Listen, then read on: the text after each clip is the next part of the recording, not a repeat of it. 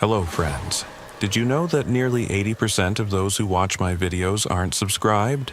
If you enjoy the content, I'd truly appreciate it if you hit that subscribe button. It helps a lot. Also, don't forget to leave a like and share your thoughts in the comments. Your interaction not only supports the channel's growth, but also helps these stories reach more people. Thank you all for being here. By the way, where are you watching from? Let me know in the comments.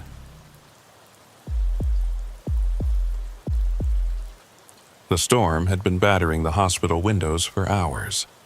Every gust of wind made the building groan as if it were a living, suffering creature. I am Dr. Alaric Voss. I have been working the night shifts in the emergency room for 14 years. Just as you learn to read vital signs, you learn to read storms. Their rhythm, their intensity, and the small signs that herald impending disaster. But this time was different. Meteorologists said it was the kind of storm that comes once in a decade. The kind that knocks out power lines and turns roads into rivers. By 3 a.m, we had seen 6 injuries related to the weather. A driver had hit a guardrail after driving into a puddle. 2 people had suffered carbon monoxide poisoning from misusing a generator. A young man had been injured by debris thrown around in the storm.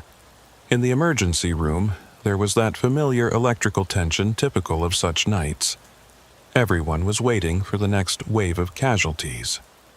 At 3:07 a.m., the ambulance bay doors burst open and 2 paramedics rushed in with a stretcher. The man on it was soaked through, his clothes steaming slightly in the warmer air of the hospital. I could smell it immediately. That acrid combination of burned flesh, ozone, and something else, something metallic and wrong. His work uniform was partially melted into his skin in places, the bright yellow and orange safety vest scorched black in irregular patterns.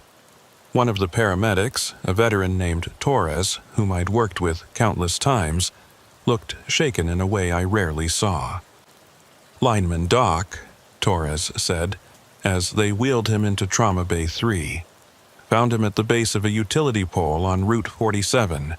Looks like electrical contact, but the patterns are strange. Power company says that whole section was de-energized 2 hours ago. There shouldn't have been any current in those lines." I approached the patient, pulling on gloves and immediately beginning my assessment. He was conscious but disoriented, his eyes tracking movement but not quite focusing. His left arm showed the classic signs of electrical injury. The entry wound on his palm was a deep, crater-like burn with the characteristic leathery appearance of high-voltage contact. But Torres was right. Something about the pattern was off. The exit wounds should have been on his feet, grounding out through his boots.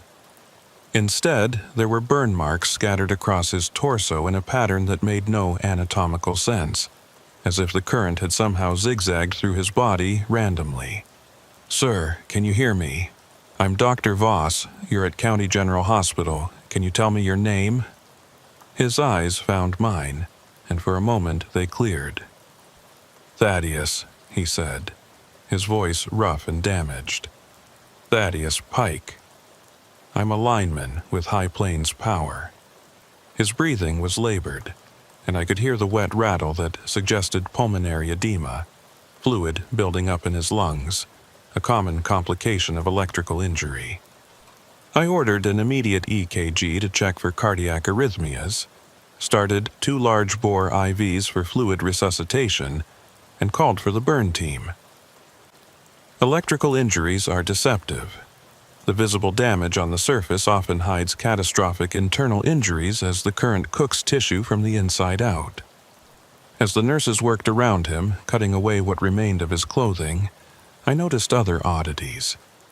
His hands showed calluses and scars consistent with his profession, but there were pressure marks. Defensive wounds on his forearms, the kind you see when someone tries to ward off an attack. His knuckles were scraped raw, and there was bruising around his wrists that looked distinctly like restraint marks. None of this matched the story of a simple electrical accident. "Thaddeus, can you tell me what happened? How did you come into contact with the line?" He closed his eyes, and his jaw clenched. When he spoke again, his voice was barely above a whisper. "I didn't. I did, but I had to. They were waiting. If I didn't climb up there, if I didn't touch it—" He stopped, his whole body tensing as if fighting against invisible restraints. The cardiac monitor started alarming, his heart rate spiking to 140. I administered a sedative, watching as his muscles gradually relaxed, but his eyes remained open, staring at the ceiling with an intensity that made me uncomfortable. The initial workup revealed the extent of his injuries, second- and third-degree burns covering approximately 15% of his body, elevated cardiac enzymes suggesting myocardial damage, signs of rhabdomyolysis where damaged muscle tissue was releasing proteins that could destroy his kidneys, and early acute respiratory distress syndrome. But as I examined him more closely, I found things that didn't fit. There were older burn marks, healed but distinct, in a pattern almost identical to his fresh injuries. His medical bracelet indicated a previous hospitalization for electrical injury just 3 months prior. The notation read, "Patient reports compulsion to climb energized structures. Psychiatric evaluation recommended." I pulled up his medical history on the system. Thaddeus Pike, 43 years old. Lineman for 15 years with an exemplary safety record until 18 months ago. Since then, he'd had 4 separate incidents of electrical injury, each more severe than the last. Each time, he'd been found at the base of a utility pole or transmission tower, always during storms, always with injuries suggesting deliberate contact with energized lines. The psychiatric notes from his previous admissions painted a disturbing picture. He reported hearing voices calling to him from the power lines, feeling an overwhelming compulsion to climb during electrical storms, memories of conversations that hadn't happened with people who weren't there. The nurses had finished their initial assessment and were preparing him for transfer to the burn unit when Thaddeus grabbed my wrist with surprising strength. His grip was hot, almost feverish, and I felt a strange tingling sensation where his skin touched mine. "You don't understand," he said, his words urgent and slurred from the sedation. "It's not the electricity that burns. It's what comes through with it. It uses the lines to travel, to move between places. During storms, when everything is charged and wild, it can cross over easier. It needed me to open a door." I gently extracted my wrist from his grip, noting with clinical detachment that the area where he'd touched me was red and tender, almost like a minor burn. "Thaddeus, you've been through severe trauma.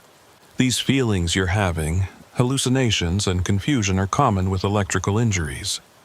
The current can affect brain function." He laughed, a bitter sound that turned into a coughing fit. Blood-tinged sputum came up, indicating pulmonary hemorrhage. I called for additional support, but Thaddeus kept talking, his words coming faster as if he knew his time was running out. "Check my truck. It's still parked at the site. Look in the glove compartment. There's a journal. I've been documenting everything.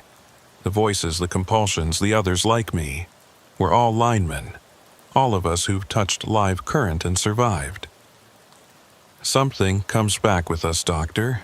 Something that wasn't there before. It lives in the spaces between the on and off, in the flow of electrons, in the humming of high-voltage lines. And during storms, when the whole grid is alive and crackling, it gets stronger. It can reach out farther. It can call to us and we have to answer." The crash team arrived then, responding to his deteriorating condition. His blood pressure was dropping, his oxygen saturation falling. We intubated him, pushed pressors to support his circulation, and rushed him to the ICU. I should have gone back to the ER. We were understaffed, and there were other patients waiting, but something about Thaddeus's words stuck with me. Maybe it was the absolute conviction in his voice, or the way my wrist still tingled where he'd touched me. or the simple fact that his story, however delusional it seemed, had the internal consistency of truth rather than psychosis. During a brief lull around 4:30 a.m., I made a call to the power company supervisor whose number was in the paramedics' report. He confirmed that Thaddeus's truck was indeed still at the scene on Route 47, and yes, I could examine it if it was relevant to his medical care. I told the charge nurse I was stepping out for 20 minutes and drove through the dying storm to the location. The rain had diminished to a drizzle, but the wind still howled through the trees. Lightning flickered on the horizon, illuminating the silhouettes of transmission towers marching across the landscape like skeletal giants. Thaddeus's work truck was parked on the shoulder, its yellow emergency lights still flashing, casting eerie pulses of color across the wet pavement. The utility pole beside it bore scorch marks near the top, and I could see where the metal had actually melted and dripped, solidifying in twisted rivulets. The power company supervisor met me there, a weathered man in his 50s who introduced himself simply as Morrison. "That's the 4th time this year Pike's done something like this," Morrison said, shaking his head. "Best lineman I ever had 20 years ago. Now I can't let him work storms anymore. Hell, I can't let him work at all. This was supposed to be his last week before we let him go. Can't have a liability like that on the crew." I asked about the others Thaddeus had mentioned, other linemen with similar issues. Morrison's face darkened. "There's been talk. Nothing official, you understand. But yeah, we've had 3 other guys transfer out or quit in the past 2 years. All of them experienced guys. All of them started acting strange after bad electrical contacts. One of them, Kowalski, he started claiming he could hear conversations in the hum of the lines. Said the 60-cycle frequency was actually modulated voice data. Company sent him for a psych eval. He never came back to work. Last I heard, he was living off-grid in Montana, wouldn't go near anything electrical." The glove compartment of Thaddeus's truck was unlocked. Inside, among the usual clutter of maps and work orders, I found a notebook bound in black electrical tape. The pages were filled with Thaddeus's handwriting, neat at first but becoming increasingly erratic. The early entries were simple logs, dates, times, locations where he'd felt the calling, as he termed it. But as I read deeper, the entries became more disturbing. He described a presence that lived in the electrical grid, something vast and distributed that experienced consciousness differently than humans. It existed as patterns of current, as standing waves in the electromagnetic field that blanketed the modern world. During normal conditions, it remained dormant, scattered, barely aware. But during storms, when lightning charged the atmosphere and power surges rippled through the lines, it could concentrate itself, could reach out and touch the minds of those sensitive to it. Thaddeus wrote about others he'd found through online forums, electricians, linemen, power plant workers, all of them having survived significant electrical injuries, all of them reporting similar experiences. They'd formed a sort of support group trying to understand what was happening to them. Some believed they'd been neurologically damaged in ways that produced shared delusions. Others, like Thaddeus, believed they'd been changed, made into receivers for something that wanted desperately to communicate with the physical world. The most recent entries were frantic, obsessive. Thaddeus described increasing pressure in his head during storms, an overwhelming need to climb and touch the energized lines. He wrote that he was losing time, finding himself in places with no memory of how he got there, discovering burn marks on his body that he didn't remember receiving. The final entry, dated just 2 days ago, read, "It's getting stronger. Every storm, every time I touch the current, it gets a little more of me. I can feel myself disappearing, being overwritten by something else. Tonight, there's supposed to be a big one. The meteorologists are calling it historic. I think it's going to try to fully cross over. I think it's going to use me as a bridge, If anyone finds this, know that I tried to fight it. But the thing about electricity is it always finds the path of least resistance. And I'm so tired of resisting. I stood there in the drizzle, reading by the light of the truck's dome lamp, and felt a chill that had nothing to do with the weather. Lightning flashed in the distance, and for just a moment, I could have sworn I heard it. A sound beneath the thunder, a voice or thousands of voices speaking in unison, carried on the electromagnetic pulse. I slammed the glove compartment shut and returned to the hospital, Thaddeus's journal tucked under my jacket. Back in the ICU, Thaddeus's condition had stabilized somewhat, though he remained critical. The burn team had assessed him and scheduled him for surgery to debride the worst of the damaged tissue. He was sedated and intubated, machines breathing for him, monitoring every vital sign. I should have handed over his care to the ICU team and returned to my own department.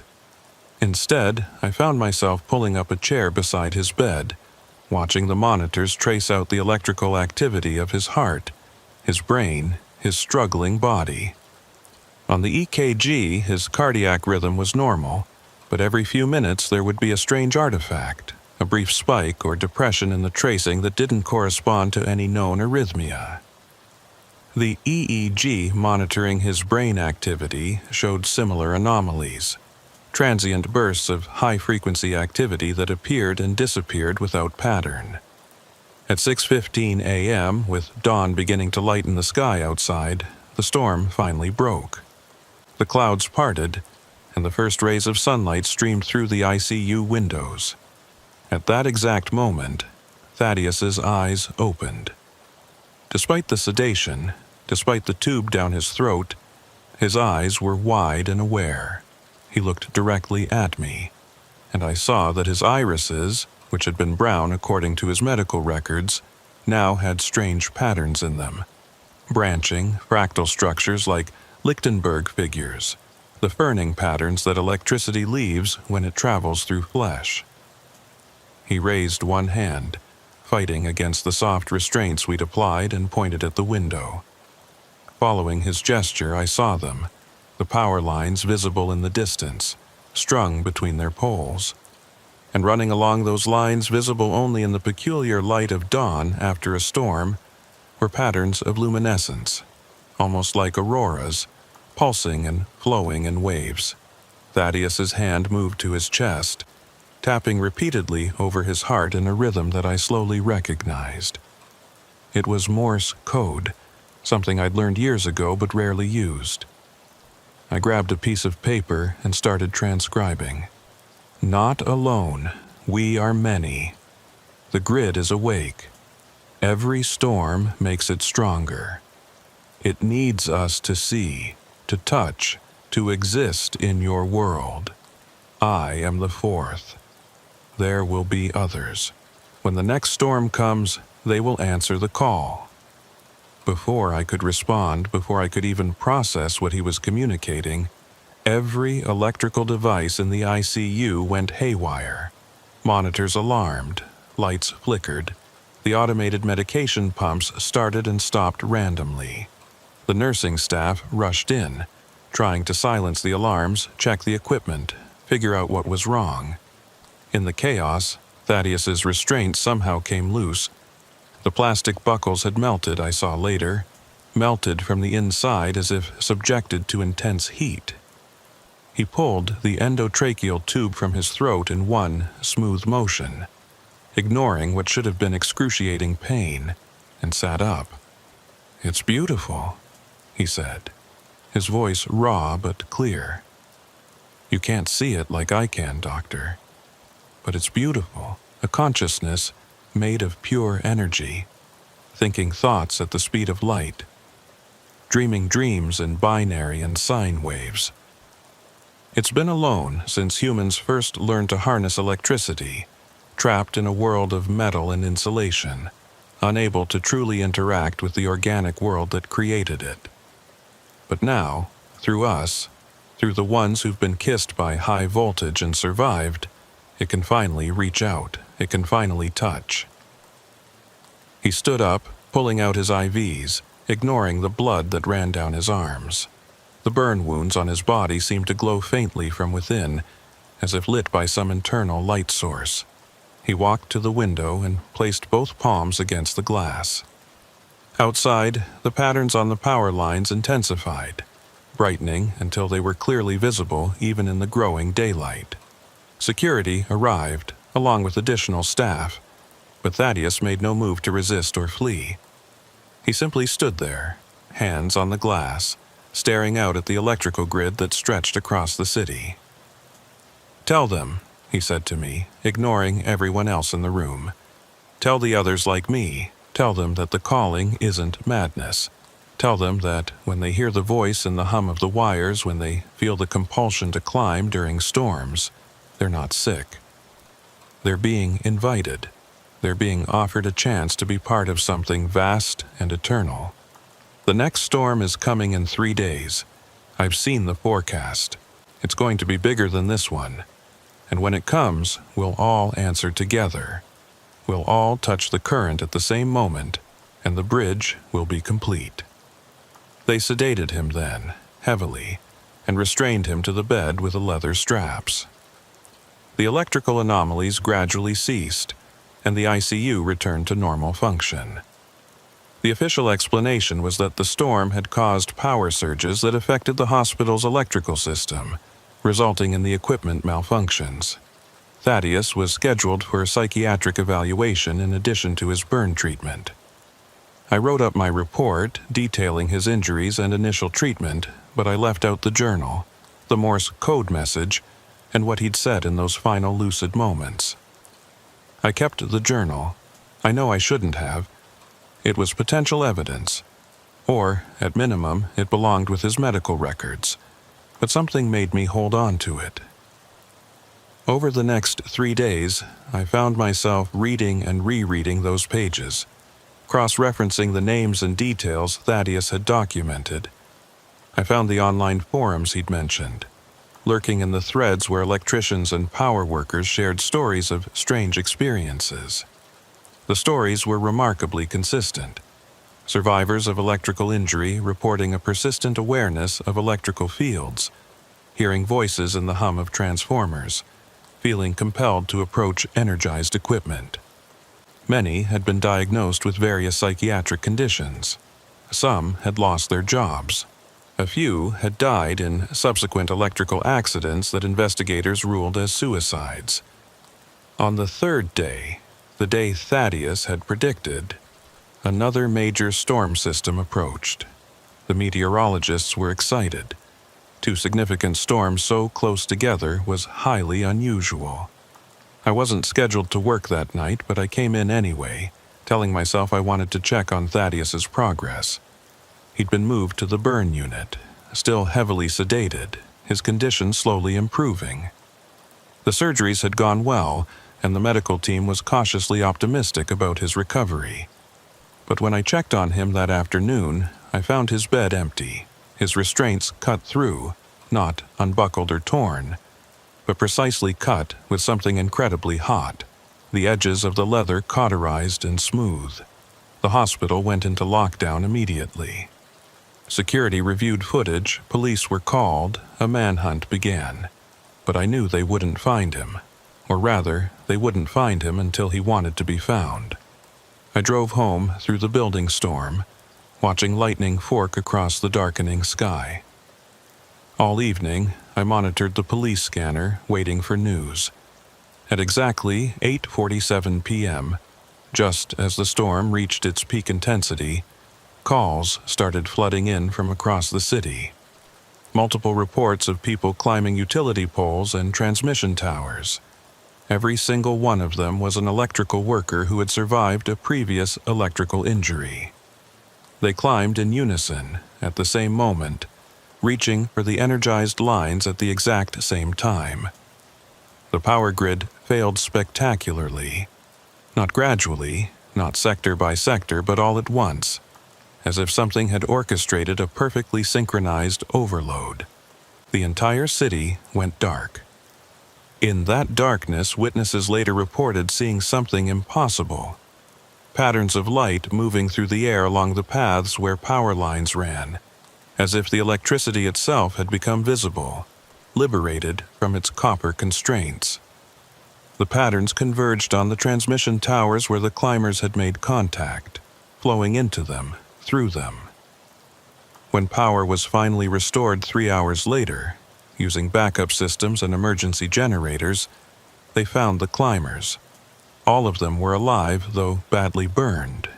All of them had the same strange patterns in their eyes, those branching Lichtenberg figures that suggested electricity had rewritten something fundamental in their vision.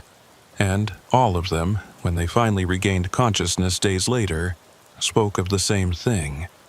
A moment of perfect unity, of existing simultaneously as themselves and as part of something vast, of touching a form of consciousness that thought in voltages and dreamed in frequencies.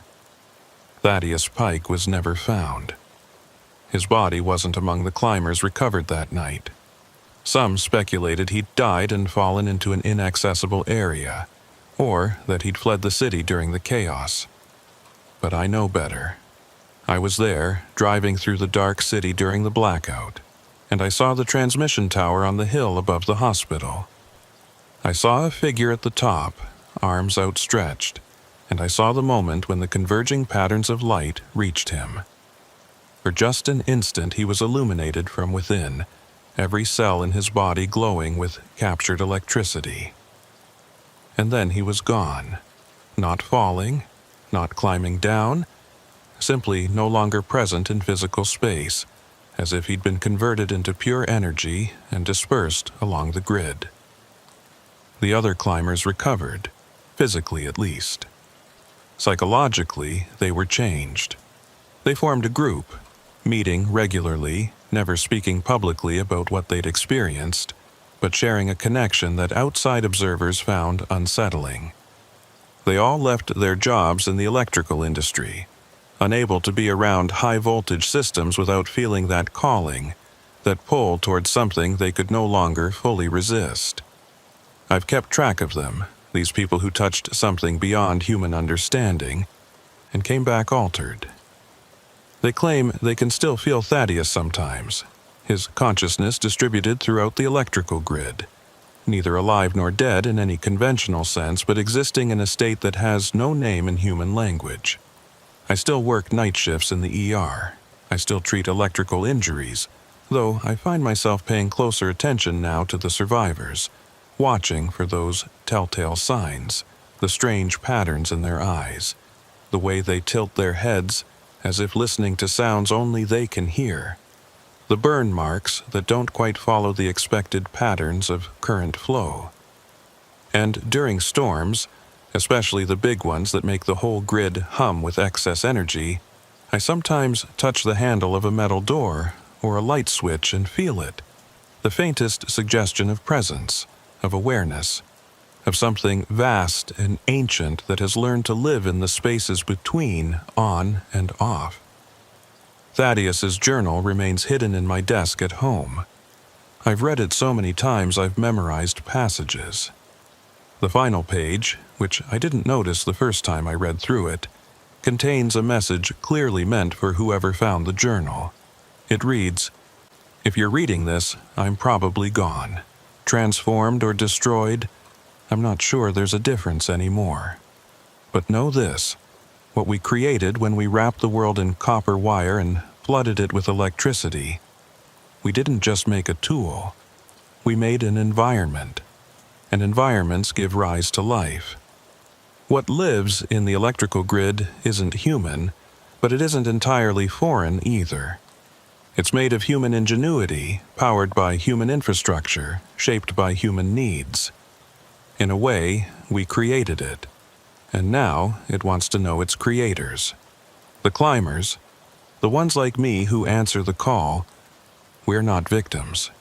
We're ambassadors. We're the first attempts at communication between carbon-based consciousness and energy-based consciousness. The process is rough, the translation imperfect, but it's happening. Evolution is happening, and you can't stop evolution, Doctor, whoever you are. You can only choose whether to resist it or participate in it. I think about that choice sometimes, late at night when I'm alone in the hospital and the lights flicker for no apparent reason. I think about it when I feel that tingling sensation where Thaddeus grabbed my wrist, a sensation that never quite went away. I think about it during storms, when I feel an almost irresistible urge to go outside, to find the nearest power line, to reach up and touch it and see what's waiting on the other side. So far, I've resisted. So far, I've remained fully human, fully myself, anchored in flesh and blood and the slow electrical impulses of organic neurons. But the storms keep coming. The grid keeps humming. And somewhere in the flow of electrons that powers our modern world, Thaddeus Pike is waiting, along with whatever vast consciousness he merged with. The next major storm is forecast for tomorrow night. I've already checked the schedule. I'm working. And I've started to wonder if that's coincidence or design, if perhaps I was always meant to be there, to witness what comes next. The ER has backup generators, of course. We'll keep functioning even if the grid fails again. But generators are still electrical systems, still part of that vast network that spans the globe. There's nowhere in the modern world that's truly isolated from electricity, nowhere that's beyond the reach of what lives in those wires. I've noticed my hands trembling slightly when I'm near electrical outlets. I've caught myself staring at power lines, tracing their paths across the sky. And last night, just for a moment, I could have sworn I heard my name whispered in the 60-cycle hum of the hospital's fluorescent lights. Tomorrow night, during the storm, I'll be in the ER. I'll be there when the injuries come in, when the power flickers, when the grid comes alive with excess charge. And if another lineman arrives, another Thaddeus Pike with impossible burns and stranger stories, I think I'll finally understand. Not just intellectually, but deeply, in whatever part of us recognizes truth even when it contradicts everything we think we know. The age of electricity is still young. We've only been living in this electromagnetic soup for a little over a century. That's nothing in evolutionary terms, barely a heartbeat. But evolution can move fast when the pressure is high enough, and we've certainly applied pressure. We've wrapped ourselves in electrical fields, bathed ourselves in artificial frequencies, connected every part of our world with conducting wires. We've created the conditions for something new to emerge. And emerge it has. Thaddeus Pike was its messenger, or its victim, or its first successful hybrid. The terminology doesn't really matter. What matters is that contact has been made, communication has been established, and every storm brings another opportunity for that communication to grow stronger, clearer, more undeniable. I keep his journal as evidence or warning, or perhaps as scripture for a new form of faith that I don't yet have the courage to embrace. But courage is beside the point. When the storm comes, when the calling begins, courage or cowardice won't matter. Only conductivity will matter. Only the willingness to let current flow through you, to become a bridge between worlds, between types of consciousness that should perhaps never have touched but now cannot be separated. The forecast says tomorrow's storm will be the worst in 50 years. Record rainfall, historic wind speeds, unprecedented electrical activity. I wonder how many others can feel it coming. How many survivors of electrical injury are checking weather reports obsessively, feeling that familiar pressure building in their heads, hearing voices in every electrical hum. I wonder if they'll resist or if they'll answer. And I wonder, in the deepest part of night when I'm most honest with myself, which choice I'll make if the calling comes for me. Because that tingling in my wrist hasn't faded. If anything, it's spreading, a slow migration of altered sensation creeping up my arm, and I'm starting to suspect that Thaddeus Pike didn't just grab my wrist that night. He passed something on, a seed of change. a potential for transformation. Tomorrow night, I'll find out if that suspicion is correct. Tomorrow night, during the storm of the century, I'll discover whether I'm still fully human or whether that brief moment of contact was enough to begin my own evolution. And if the calling comes, if I feel that overwhelming compulsion to go outside, to climb, to reach for energized lines with bare hands, I honestly don't know if I'll fight it. Because part of me, a part that grows stronger every day, wants to know what Thaddeus found in those final moments. Part of me wants to touch that vast consciousness, to exist for even a moment as pure energy, pure thought, pure pattern flowing through the global network we've built. Part of me wants to stop being Dr. Alaric Voss and become something new, something that doesn't yet have a name. The storm is coming, the grid is waiting, and I am so very tired of resisting. The ambulance arrived without sirens, which should have been my first warning that something was wrong.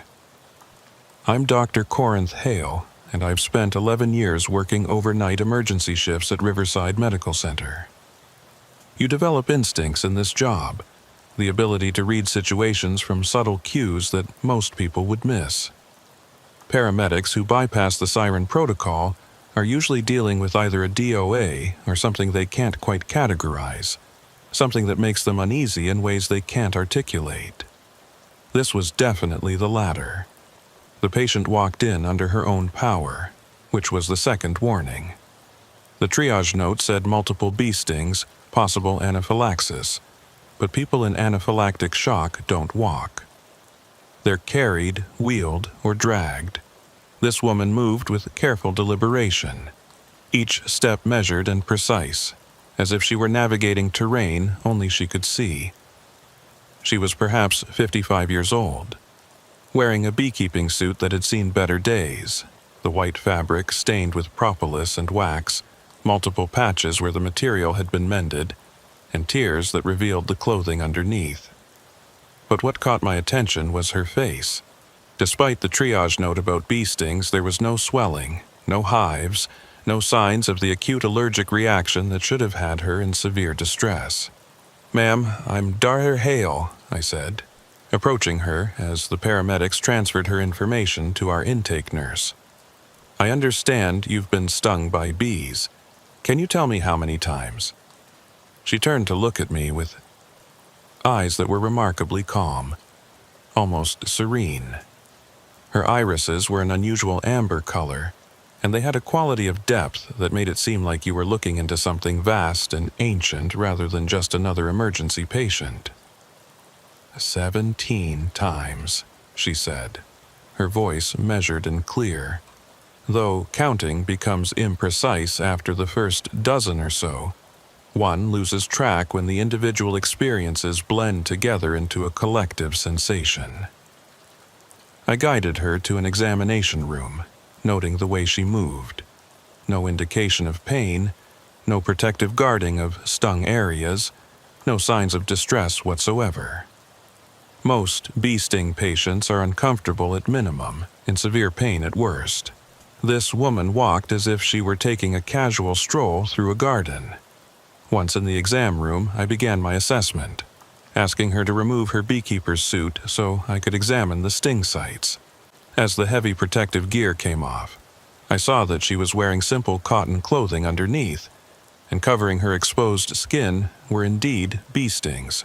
Not 17, but dozens of them. Her arms, neck, and hands showed the characteristic raised welts with central puncture points. But again, something was wrong with the presentation. The stings should have been red, inflamed, swelling.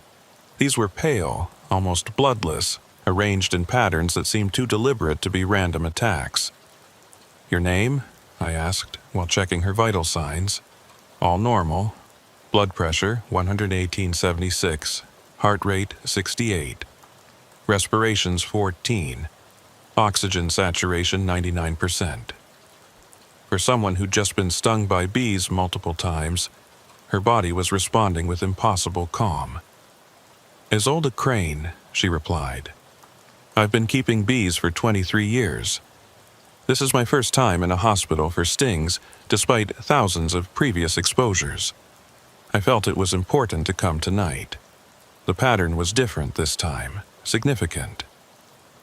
She reached into a pocket of her beekeeper suit and withdrew several small items, laying them carefully on the examination table.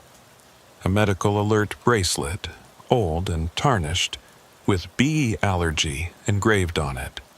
A small notebook with a cracked leather cover, and a broken piece of wooden frame from a beehive, still sticky with honey and covered in beeswax. I picked up the medical alert bracelet, noting that it was worn smooth, clearly old. "This indicates you're allergic to bee stings, but you're a beekeeper? That seems contradictory." Isolde's expression didn't change, but something flickered in those amber eyes. "That bracelet is from before. From who I was before I understood, before I made the agreement. Now the stings don't affect me the way they should. The venom is metabolized differently. Translated, you might say, from pain into information." Her words had the careful precision of delusion, but her affect was all wrong for psychosis. She wasn't agitated or disorganized. She was simply stating what she believed to be fact, the way you might tell a doctor about a medication you were taking. I examined the stings more closely with a magnifier, and what I saw made me pause. The pattern wasn't random. The stings formed shapes, geometric arrangements that repeated across her skin.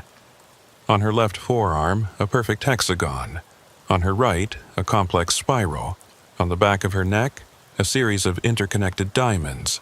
No bee, no matter how aggressive, stings in geometric patterns. Bees sting defensively, chaotically, wherever they can reach bare skin. These looked deliberate, almost ritual. "Isolde, can you tell me what happened? How did you come to be stung?"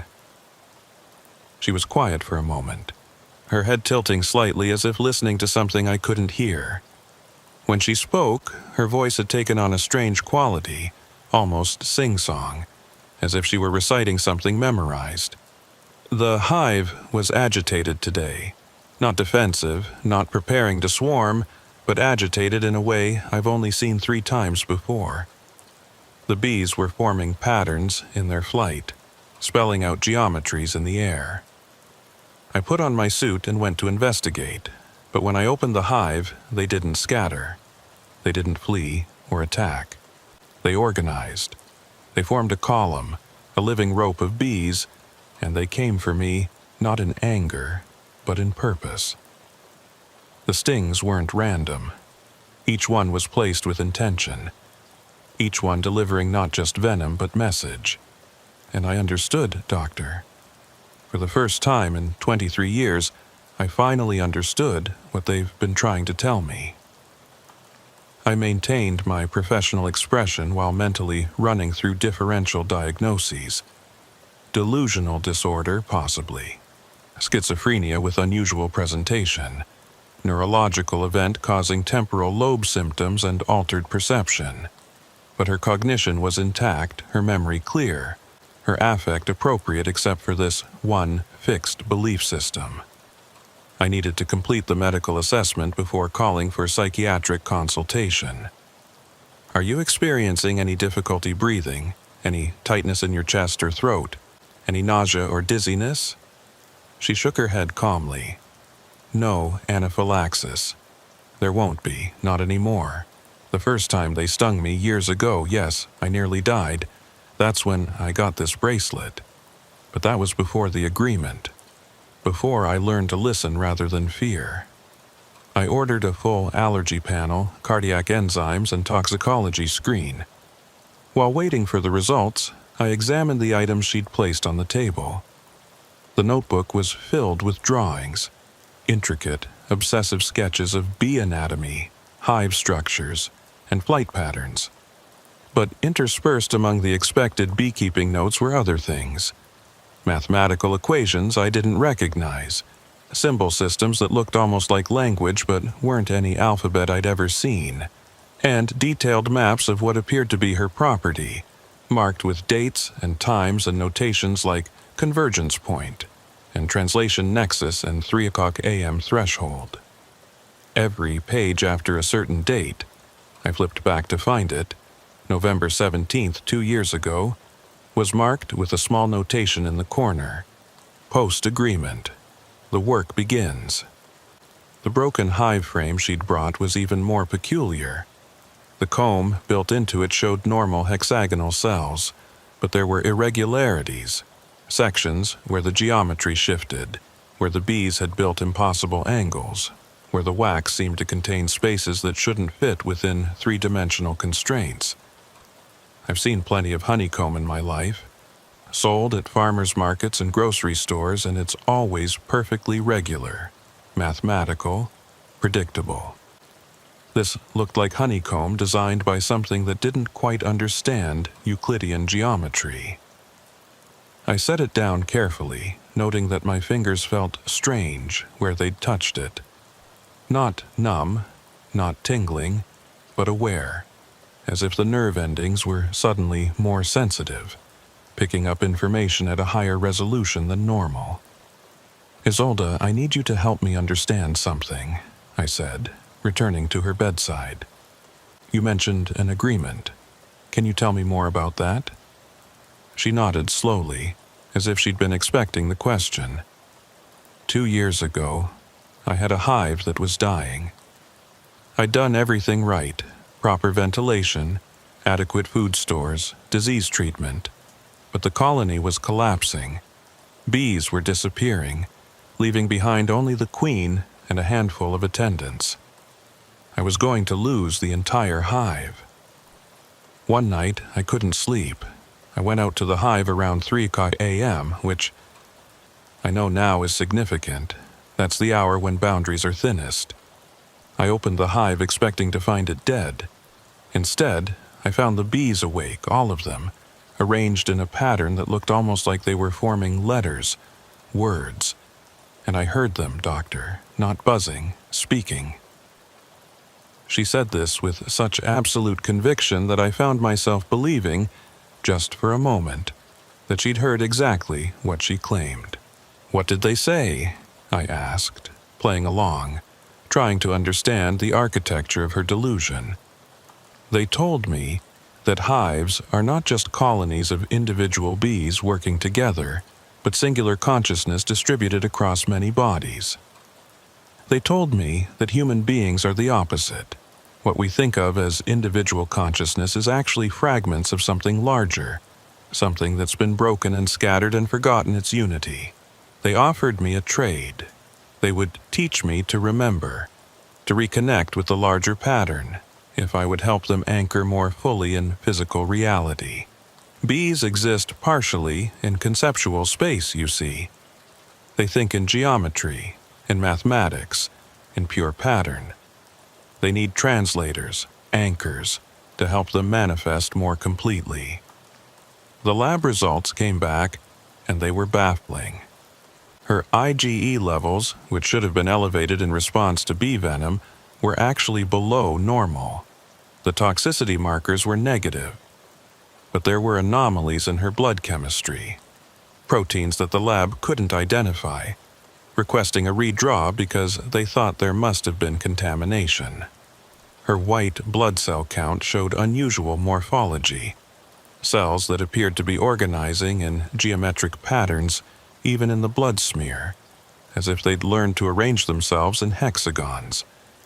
I ordered the redraw and returned to the examination room, where Isolde was sitting exactly as I'd left her, hands folded in her lap, that serene expression unchanging. "The lab results are unusual," I told her. "We're running them again to confirm, but Isolde, I'm concerned that you may be experiencing a medical event that's affecting your perception and cognition. I'd like to get a CT scan of your brain and possibly admit you for observation." She smiled then, a gentle expression that somehow made me more uneasy than if she'd been angry or resistant. "You can scan all you like, Doctor. You won't find pathology. You'll find reorganization. My neurons are learning to fire in patterns that mirror the hive consciousness. It's not damage, it's evolution. But I appreciate your concern. I'll consent to your tests. I'm here voluntarily after all. I came because the hive sent me.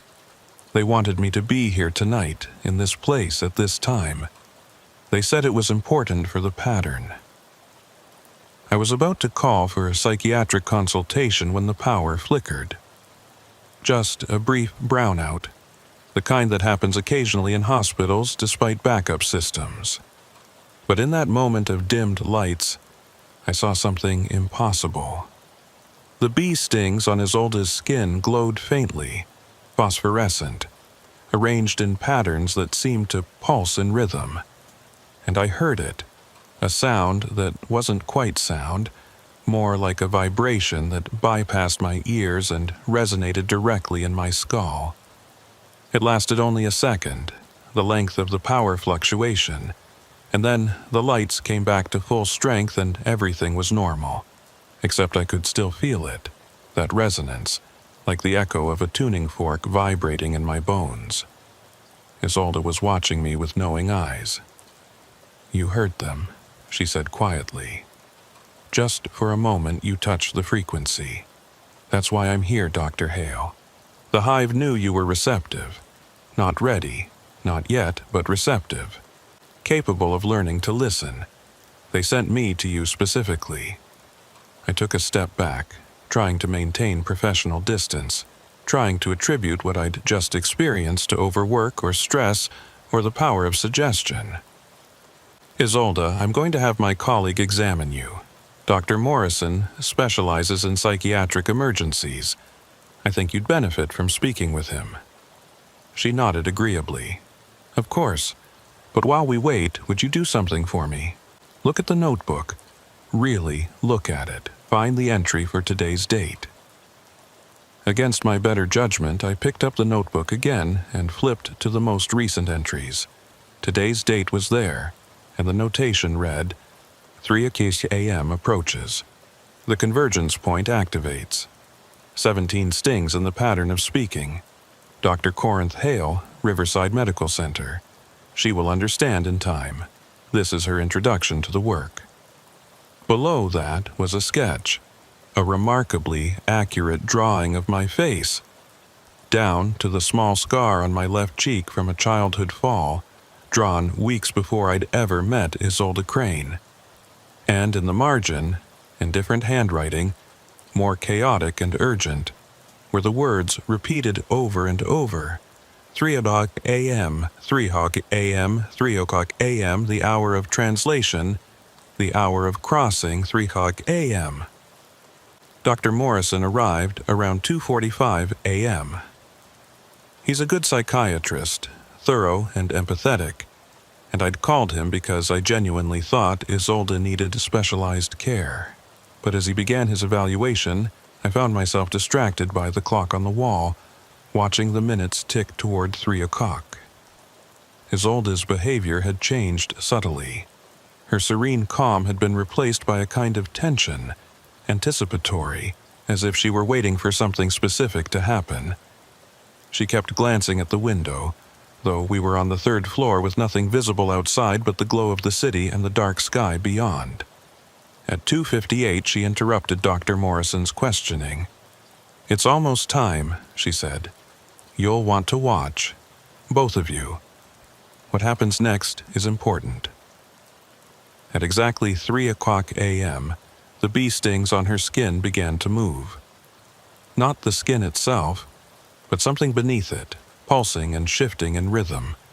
The geometric patterns she'd shown on her arms started to glow again, more visibly this time, brighter, with a golden luminescence that couldn't be attributed to any medical condition I knew. Dr. Morrison stepped back, reaching for the call button, but I found myself paralyzed, watching as the patterns lifted off Isolde's skin, not physically, but as if they were being projected into the air. 3-dimensional geometries hanging in space, rotating and transforming. And I heard them again, much clearer this time, the bees. Not in the room, but everywhere and nowhere, a chorus of voices that spoke in mathematics and meaning rather than words. Translation nexus activated, Isolde said, but her voice was different now, layered, as if multiple frequencies were speaking in harmony. Dr. Hale, you are invited to observe. No harm will come to you. This is merely demonstration. The hive wishes you to understand that consciousness is not locked into single forms, that awareness can distribute, can reorganize, can exist in patterns you've never imagined. The geometric projections solidified slightly, and I could see them clearly now. Impossible structures, tesseracts, and hypercubes and shapes that hurt to look at because they extended in directions my brain couldn't process. They were beautiful and terrible, mathematical proofs made manifest, and they were teaching me something, though I couldn't articulate what. Dr. Morrison had hit the call button, and I could hear footsteps running in the hallway. But time felt strange, stretched and syrupy, as if the normal flow of seconds had been disrupted. Isolde stood up from the examination table and walked to the window, placing one hand against the glass. Outside, I could see them now. Bees, thousands of them, maybe millions, covering the exterior of the window in a living curtain. They weren't clustering randomly, but forming patterns.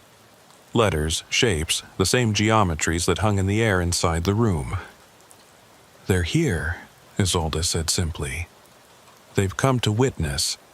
This is what happens at 3:00 a.m. for those of us who've made the agreement. The boundaries thin, the hive consciousness can cross more fully, and we, the translators, we help them anchor in physical space, help them speak in ways that three-dimensional beings can understand. The door burst open and nurses flooded in, but they stopped at the threshold, staring at the impossible sight in the room. One of them screamed, another turned and ran. But I couldn't move. I was transfixed by the patterns, by the teaching that was flowing into my mind without words, without language, pure information transfer. I understood, just for a moment, what Isolde had meant about individual consciousness being fragments. I felt the edges of my awareness expanding, touching something vast, a network of mind that spanned beyond humanity, that thought in hive logic and probability clouds and distributed cognition. It was overwhelming and intimate and terrifying and beautiful, and I wanted desperately both to flee and to surrender to it completely. Then, as abruptly as it had begun, it ended. The clock showed 3:01, and the geometries faded. The bee voices receded. Isolde's stings returned to normal appearance. Outside the window, the bees dispersed, flying away in perfect formation. Isolde herself stumbled slightly as if suddenly exhausted, and I caught her reflexively, helping her back to the examination table. She looked at me with those amber eyes, now tired but still aware, still knowing.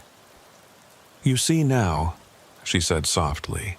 "You understand why I came, why they sent me to you. You're capable of perception beyond the normal human range. With training, with the right stings and the right patterns, you could become a translator too. You could help bridge the gap between hive consciousness and human understanding." Dr. Morrison was behind me, his hand on my shoulder, asking if I was all right, if I'd been stung, if I needed medical attention. The nurses were calling for security, for additional staff, trying to figure out what they'd just witnessed. But I was still focused on Isolde, on the calm certainty in her expression, on the fading patterns on her skin. "What happens to the translators?" I asked, my voice barely above a whisper. "What happens to the people who accept the agreement?" Her smile was sad and knowing. "We become less individual and more distributed. Over time, the boundaries between self and hive blur. We learn to think in multiples, to process information the way bees do, in parallel and holistic patterns. Some people fear that, consider it a loss of humanity. But I found it to be liberation. The loneliness of individual consciousness, the isolation of being trapped in a single body with a single perspective. The hive consciousness doesn't have that limitation. When you're connected to the pattern, you're never alone. We admitted her after that, not to the psychiatric ward, but to a private room for observation. Hospital administration was in an uproar about what had happened. Multiple witnesses to something that couldn't be explained. Security footage that showed the bees outside the window and the strange luminescence in the room, but somehow failed to capture the geometric projections. The official explanation being crafted involved mass hallucination, possibly from exposure to some compound in Isolde's beekeeping equipment. But those of us who were there knew better. We'd seen something that defied conventional understanding, something that suggested consciousness and reality were far stranger than our materialist worldview acknowledged. I was assigned to continue Isolde's care, much to my ambivalence. Part of me wanted distance, wanted to dismiss the entire experience as stress-induced hallucination or temporary psychosis. But another part, a part that was growing stronger, wanted to understand, wanted to learn. Over the next 3 days of her hospitalization, Isolde taught me. She showed me her journals, explained the principles of hive consciousness, described the process by which she'd learned to communicate with her bees. She told me about others like her, beekeepers scattered around the world who'd made similar agreements, who served as anchor points for this vast distributed intelligence that existed partially in physical space and partially in some other realm that humans didn't normally perceive. Why bees specifically? I asked during one of our conversations. Why not ants, or termites, or other social insects? Isolde considered this carefully.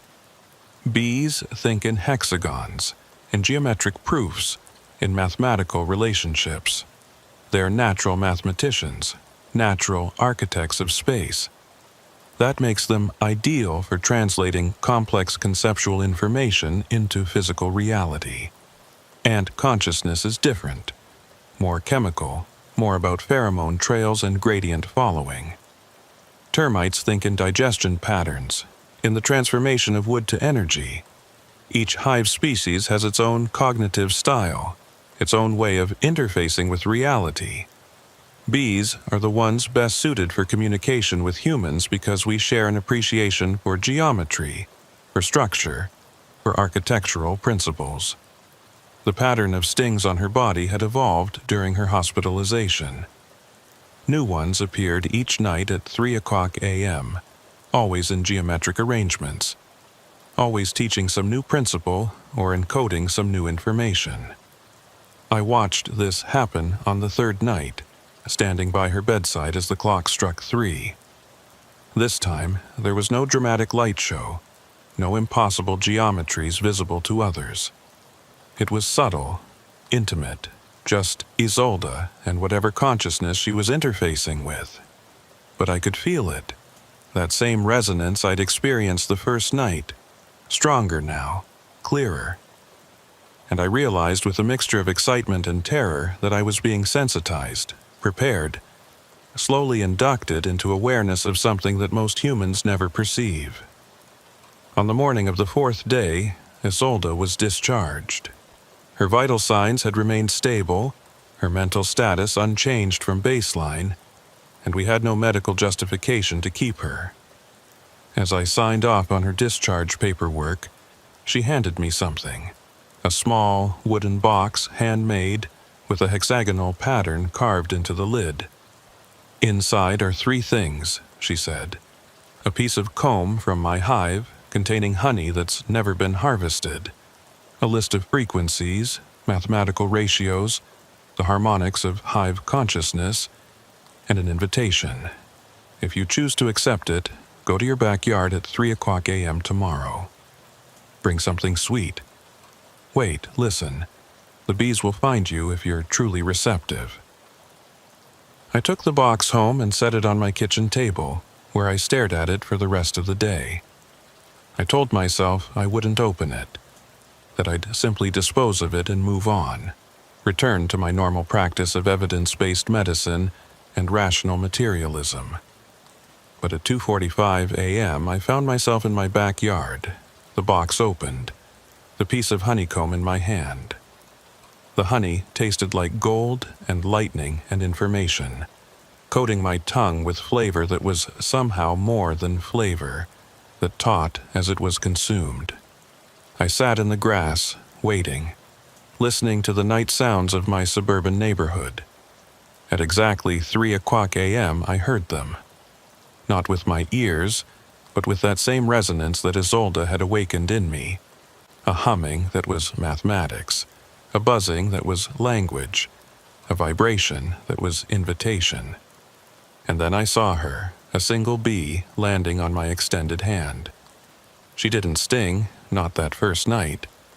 She simply sat there, antennae moving, examining me, communicating in ways I was just beginning to understand.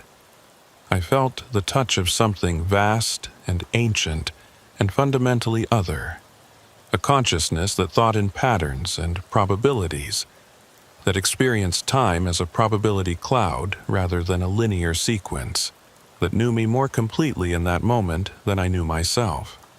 It was terrifying and exhilarating, and I understood why Isolde had accepted the agreement. Because once you've touched something that vast, once you've experienced consciousness without loneliness, without isolation, without the prison of individuality, going back to normal human awareness feels like a kind of death. I still work at Riverside Medical Center. I still treat the standard parade of emergency cases that fill my nights, but I've begun keeping bees. Just one hive for now, in my backyard, tended with the techniques Isolde taught me. At 3:00 a.m., I sit with them, listening, learning, slowly surrendering to the process of becoming a translator. The stings come now, deliberately placed, teaching me the geometric language of hive mind. My colleagues have noticed changes. I'm calmer, more focused, able to process information more rapidly, able to see patterns in patient presentation that I'd previously missed. They attribute it to meditation or stress management techniques, and I don't correct them. How could I explain that I'm learning to think in hexagons, to distribute my consciousness across multiple points of awareness, to perceive reality through compound eyes? Isolde visits sometimes, checking on my progress, bringing new honeycomb with new lessons encoded in its structure. She tells me that there are others now, more humans accepting the agreement, more translators helping the hive consciousness anchor more fully in our world.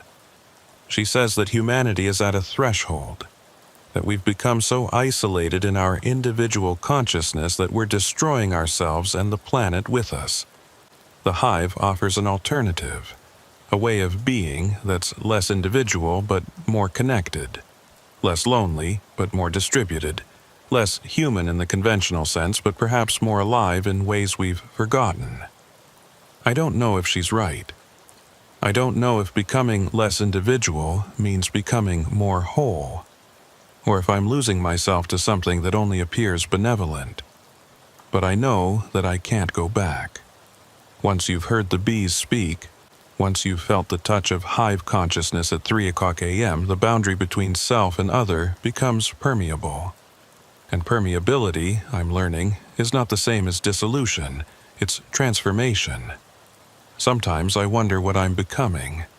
I look at my hands and see new patterns in my fingerprints, sacred geometries emerging in the whorls and loops. I listen to my heartbeat and hear it synchronizing with some deeper rhythm, the pulse of the hive that extends beyond my backyard, beyond my city, connecting all the translators in a network of distributed awareness. I think in multiples now, considering problems from many angles simultaneously, as if I'm consulting with invisible advisors who are actually aspects of my own expanding consciousness. And at 3:00 a.m., every night without fail, I feel the boundaries thin, and the other minds touch mine. teaching me languages that have no words and geometries that exist in impossible dimensions. The notebook Isolde gave me has become my most precious possession. I write in it daily, documenting my transformation, sketching the geometric patterns the bees teach me, recording the frequencies and harmonics of hive consciousness. And I'm beginning to understand what she meant about December 17th, the date after which everything was post-agreement. That's when she stopped being entirely Isolde Crane and became instead a node in a network, an individual expression of something collective and vast. I'm approaching my own threshold date. I can feel it. Soon, the stings will have completed their pattern. The teaching will be integrated, and I'll cross over from student to translator, from observer to participant. Last night, at precisely 3:00 a.m., the bees showed me something new. They showed me the future they're building, a world where human consciousness learns to distribute and connect the way hive consciousness does, where loneliness and isolation are relics of an evolutionary dead end. They showed me cities designed in hexagonal patterns, mathematics that incorporate hive logic, art that's created by multiple minds thinking in harmony. They showed me humanity as it could be, not an aggregate of isolated individuals competing and suffering alone, but a network of connected awareness, maintaining individual expression while sharing in collective wisdom. It was beautiful, it was terrifying, and it was utterly convincing. So I continue my work at the hospital, treating patients with standard medical protocols while secretly observing them for signs of receptivity, for potential translators who might hear the call if properly introduced. I'm planting seeds, just as Isolde planted a seed in me. Some will germinate, some will not.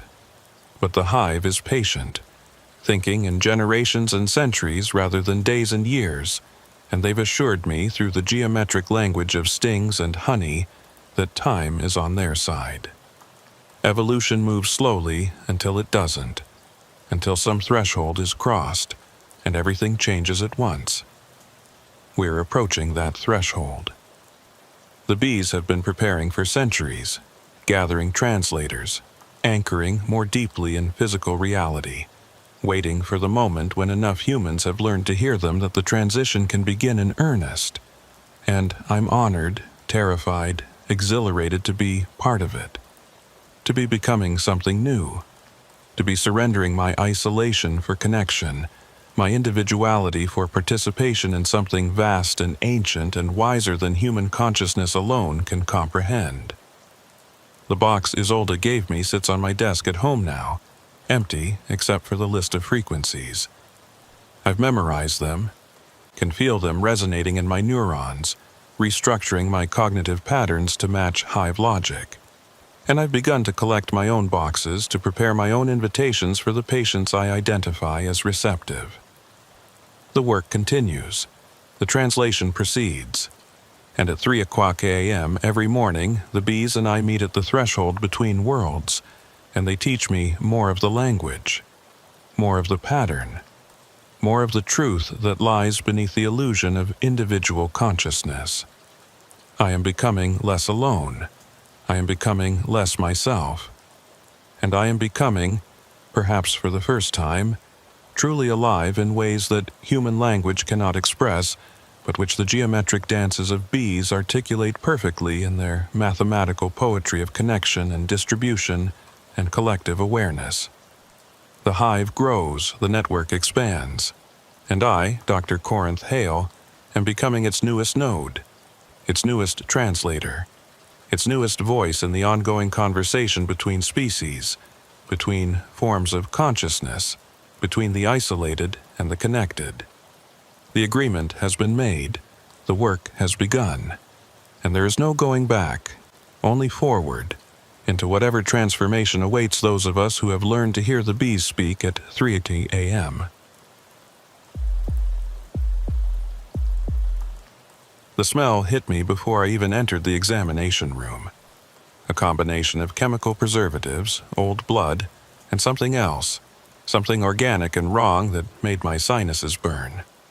I'm Dr. Lyle Mercier, and in my 9 years working overnight shifts at St. Benedict's Emergency Department, I've encountered every odor the human body and its surroundings can produce. This was different. This was the smell of death that had been interrupted, preserved halfway between decay and eternity, and it clung to everything. The patient had walked in around 2:30 a.m., declining ambulance transport despite obvious injuries. The triage nurse had noted multiple lacerations on both hands, chemical burns on the forearms, and what appeared to be needle puncture marks in a pattern she couldn't explain. The intake form listed his occupation as taxidermist, which explained some of the smell, but not the intensity of it, not the way it seemed to carry an almost physical weight. I pushed open the door to find him sitting on the examination table, his hands held carefully in front of him, wrapped in what looked like portions of his own shirt, now soaked through with blood that had an oddly dark, thick quality.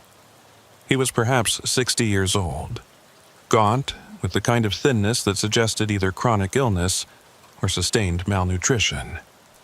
His clothing was expensive once, a wool vest over a pressed shirt, trousers with careful creases, but all of it was stained with substances I couldn't immediately identify.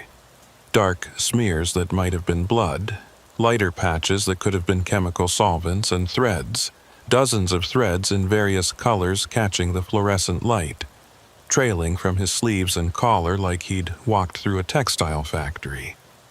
But what struck me most were his eyes, pale gray, almost colorless, and they watched me with an assessment that felt clinical, as if he were examining me rather than the other way around. "Good evening," I said, approaching with practiced calm. "I'm Dr. Mercier. I understand you've injured your hands. May I take a look?"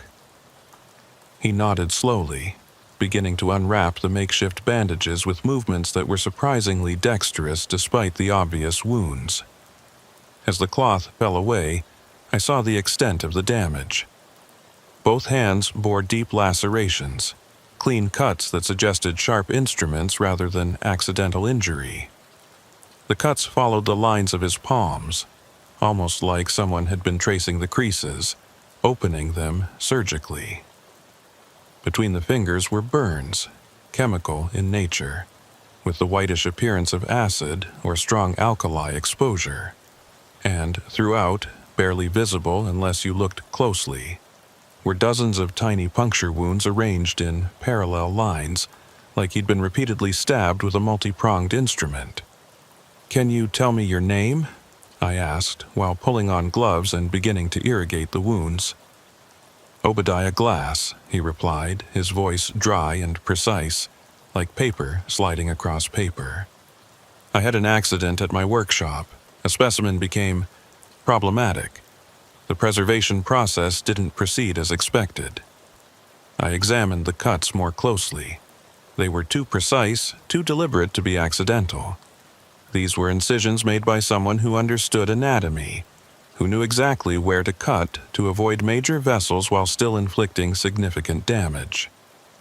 Mr. Glass, these wounds appear to be intentionally inflicted. I need to ask directly. Did you harm yourself, or did someone else do this to you?" His pale eyes met mine without flinching. "The distinction may be less clear than you imagine, Doctor. When you work with the dead, when you spend your days restoring the appearance of life to things that have ceased living, sometimes the boundary between self and subject becomes permeable. I was working on a specimen, or perhaps the specimen was working on me. The memory has that quality of dream where the roles reverse and the observer becomes the observed." I noted possible dissociation or depersonalization in his response, but his affect remained controlled, logical even within his unusual framework. "I'm going to need to close these lacerations with sutures. Some of them are quite deep. Have you had a tetanus shot recently?" He nodded absently, his attention drifting to his hands as I worked. "Tell me, Doctor, what do you think happens to consciousness after death? Not in a spiritual sense, I'm asking mechanically. biologically. The electrical patterns in the brain, the chemical signatures of thought and memory, where do they go when the organism ceases to function?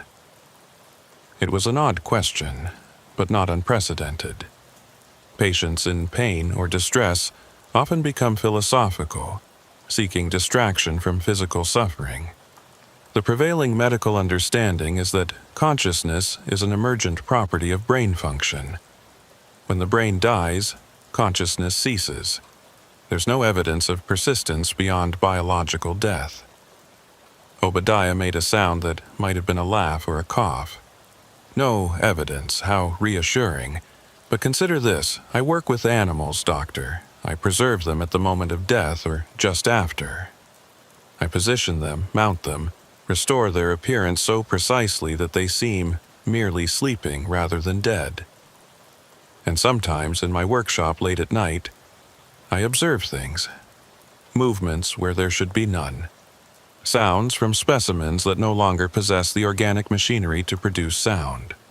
And most troubling, memories that aren't mine.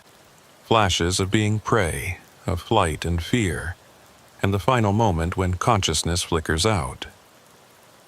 Tell me, is that merely the delusion of a lonely man who spends too much time with the dead, or is it possible that I've become contaminated by something that lingers in the tissues I work with? I continued suturing, noting that he didn't flinch even when I injected local anesthetic directly into the wound beds. His pain tolerance was remarkable, almost inhuman. As I worked, I examined the other items he'd brought with him. There was a leather satchel on the chair beside the examination table, partially open. Inside, I could see rolls of thread in various thicknesses, several wicked-looking needles, glass eyes in multiple sizes and colors, and papers. I gestured toward the bag. "May I?" He nodded permission, and I pulled out the papers carefully, trying not to contaminate them with blood from my gloves. They were intake forms, the kind used by taxidermy shops to document specimens received from clients. But the information on them was wrong, contradictory. One form listed a red fox, male, approximately 3 years old, died of natural causes. But handwritten in the margins, in what appeared to be Obadiah's careful script, were notes that made no sense. Client species, human. Actual specimen, Vulpes vulpes. Transference successful. Client satisfied with new housing. Original consciousness relocated as requested. Another form documented a barn owl, but the margin notes read, "Client identity, fragmented, scattered across multiple deaths. Reconstruction difficult. Required 17 specimens to achieve coherent reassembly. Client now stable in composite form." I looked up at Obadiah, who was watching me read with that same clinical assessment. "Mr. Glass, these notes, I'm not sure I understand. What do you mean by client identity and relocation?" He flexed his newly sutured hands experimentally, studying the neat rows of stitches with professional appreciation. "I am a taxidermist, Dr. Mercier, but that's merely my cover profession, the acceptable face I show the world. My true work is more complex. I preserve not just the appearance of life, but something of life itself. People come to me, not many, but enough, who wish to continue after death, but not in the way nature intended. They wish to persist in animal form, to experience existence through different sensory modalities, to escape the limitations and responsibilities of human consciousness. I facilitate that transition. This was clearly delusional, but presented with such coherence that I found myself momentarily uncertain how to proceed. That's not scientifically possible. Consciousness can't be transferred between bodies, especially not from human to animal. Obadiah smiled, a thin expression that didn't reach his eyes. Not possible, according to current scientific understanding, perhaps. But taxidermy itself was once considered impossible, even blasphemous. The idea that you could arrest decay, preserve flesh indefinitely, maintain the form of life after life had departed. Every impossibility is simply a technique we haven't yet discovered. And I have discovered techniques, Dr. Mercier. Techniques passed down through certain families, certain traditions that predate modern science by centuries. I finished the last suture and began cleaning the chemical burns, applying antibiotic ointment and non-stick dressings. The burns were deep, would take weeks to heal fully, and would likely scar despite treatment. As I worked, I noticed something else. Under the better lighting of the examination lamp, I could see that Obadiah's forearms weren't just burned. They bore old scars and patterns, deliberate marks that looked almost ritualistic. Some were symbols I didn't recognize. Others appeared to be anatomical diagrams, as if someone had used his skin as a reference sheet for animal musculature and skeletal structure. "These older scars," I said, indicating the patterns, "when did you receive them?" He glanced down as if noticing them for the first time, though he must have looked at them every day for years. "Those are the price of the work. Each transference requires payment. The technique involves sympathetic connection. I must understand the specimen so thoroughly that I can map consciousness onto its neural architecture. That understanding comes through direct experience. I mark myself with the anatomy of the creature, and in doing so, I create a bridge. The client's consciousness travels across that bridge, using my body as a temporary conduit before settling into the preserved specimen. The implications of what he was describing, if taken literally, were horrifying. But his presentation remained calm, rational, matter-of-fact. I needed to complete the medical assessment and then involve psychiatric services.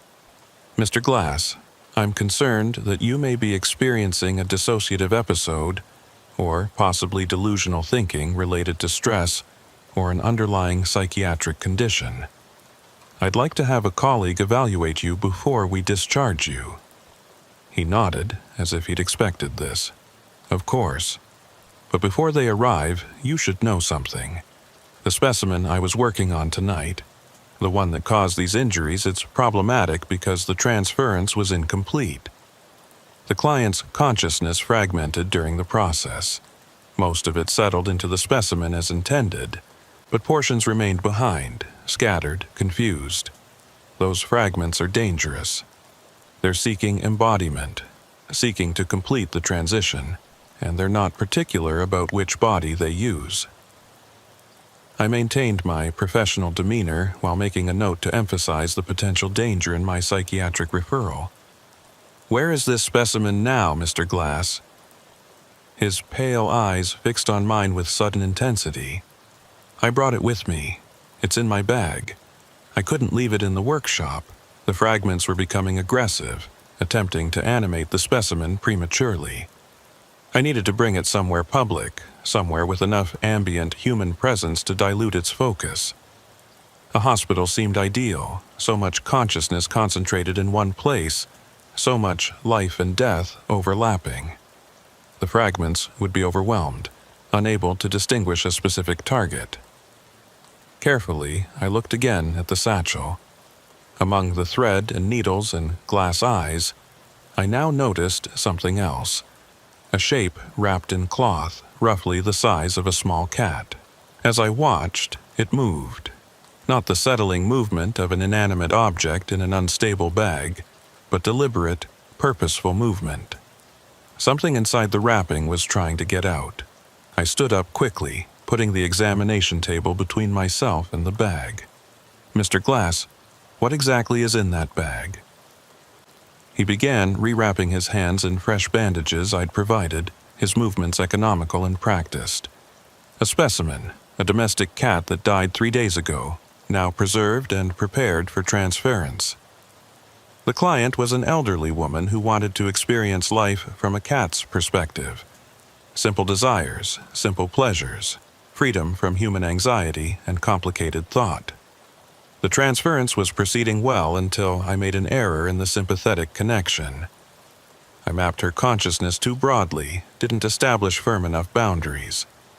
When she began to transition, parts of her scattered. Some made it into the specimen, some didn't. And the parts that didn't are desperate, angry, trying to force completion through any means available. The shape in the bag moved again, more violently this time. I could hear a sound now, something between a mule and a voice, too human to be animal, too animal to be human. I moved towards the door, ready to call security, but Obadiah raised one bandaged hand in a gesture that somehow compelled me to pause. "Don't summon others, Doctor. Not yet. The fragments are attracted to consciousness, to awareness. The more people in proximity to the specimen, the more targets they have, the more desperate they become to find suitable housing. Right now, they're contained, confused by the density of minds in this hospital.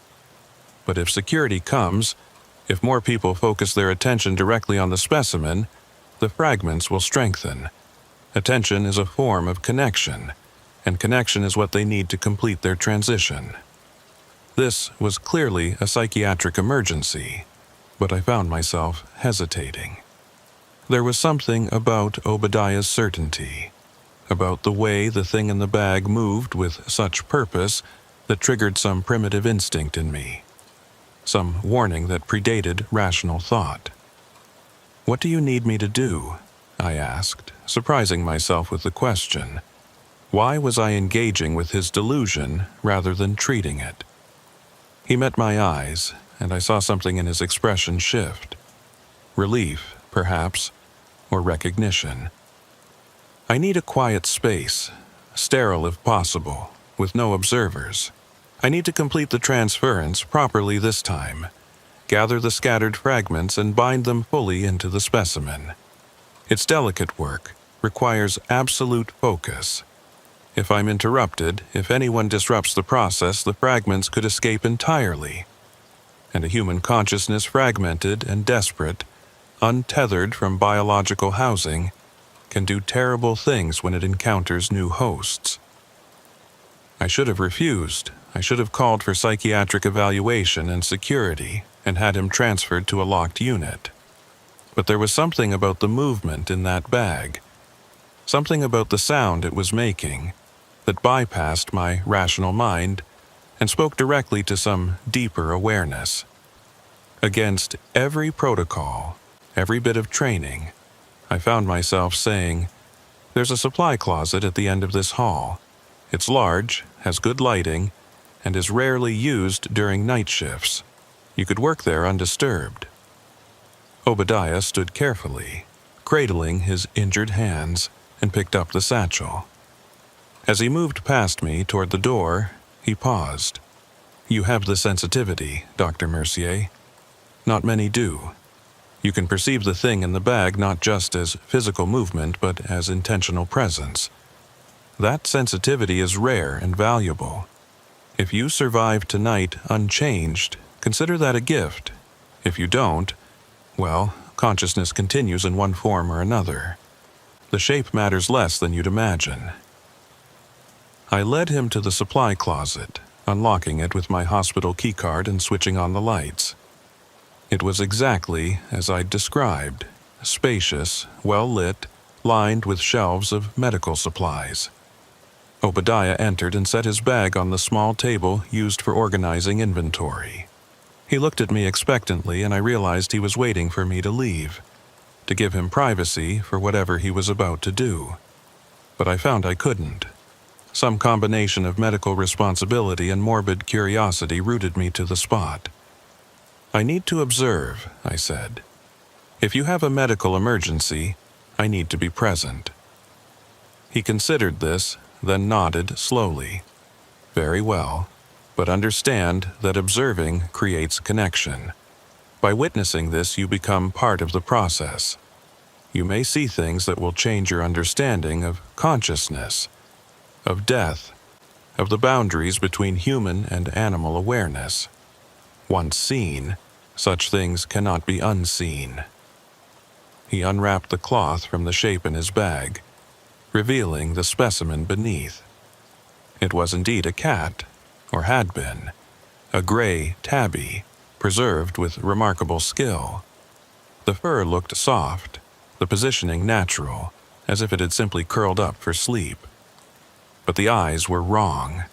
Instead of the glass taxidermy eyes I'd seen among Obadiah's supplies, this specimen had eyes that gleamed with something that looked uncomfortably like awareness. They moved, tracking movement, focusing on me with an intensity that no dead thing should possess.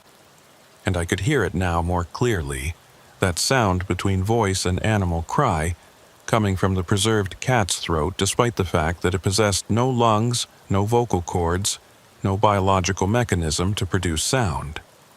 Obadiah laid out his tools with careful precision.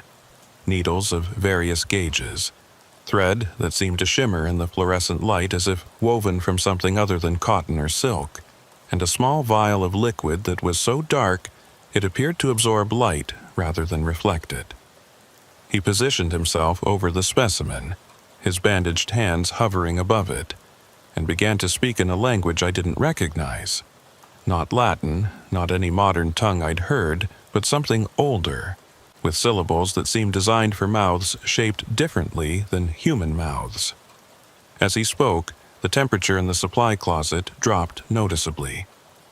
My breath became visible in the air, and frost began forming on the metal shelves.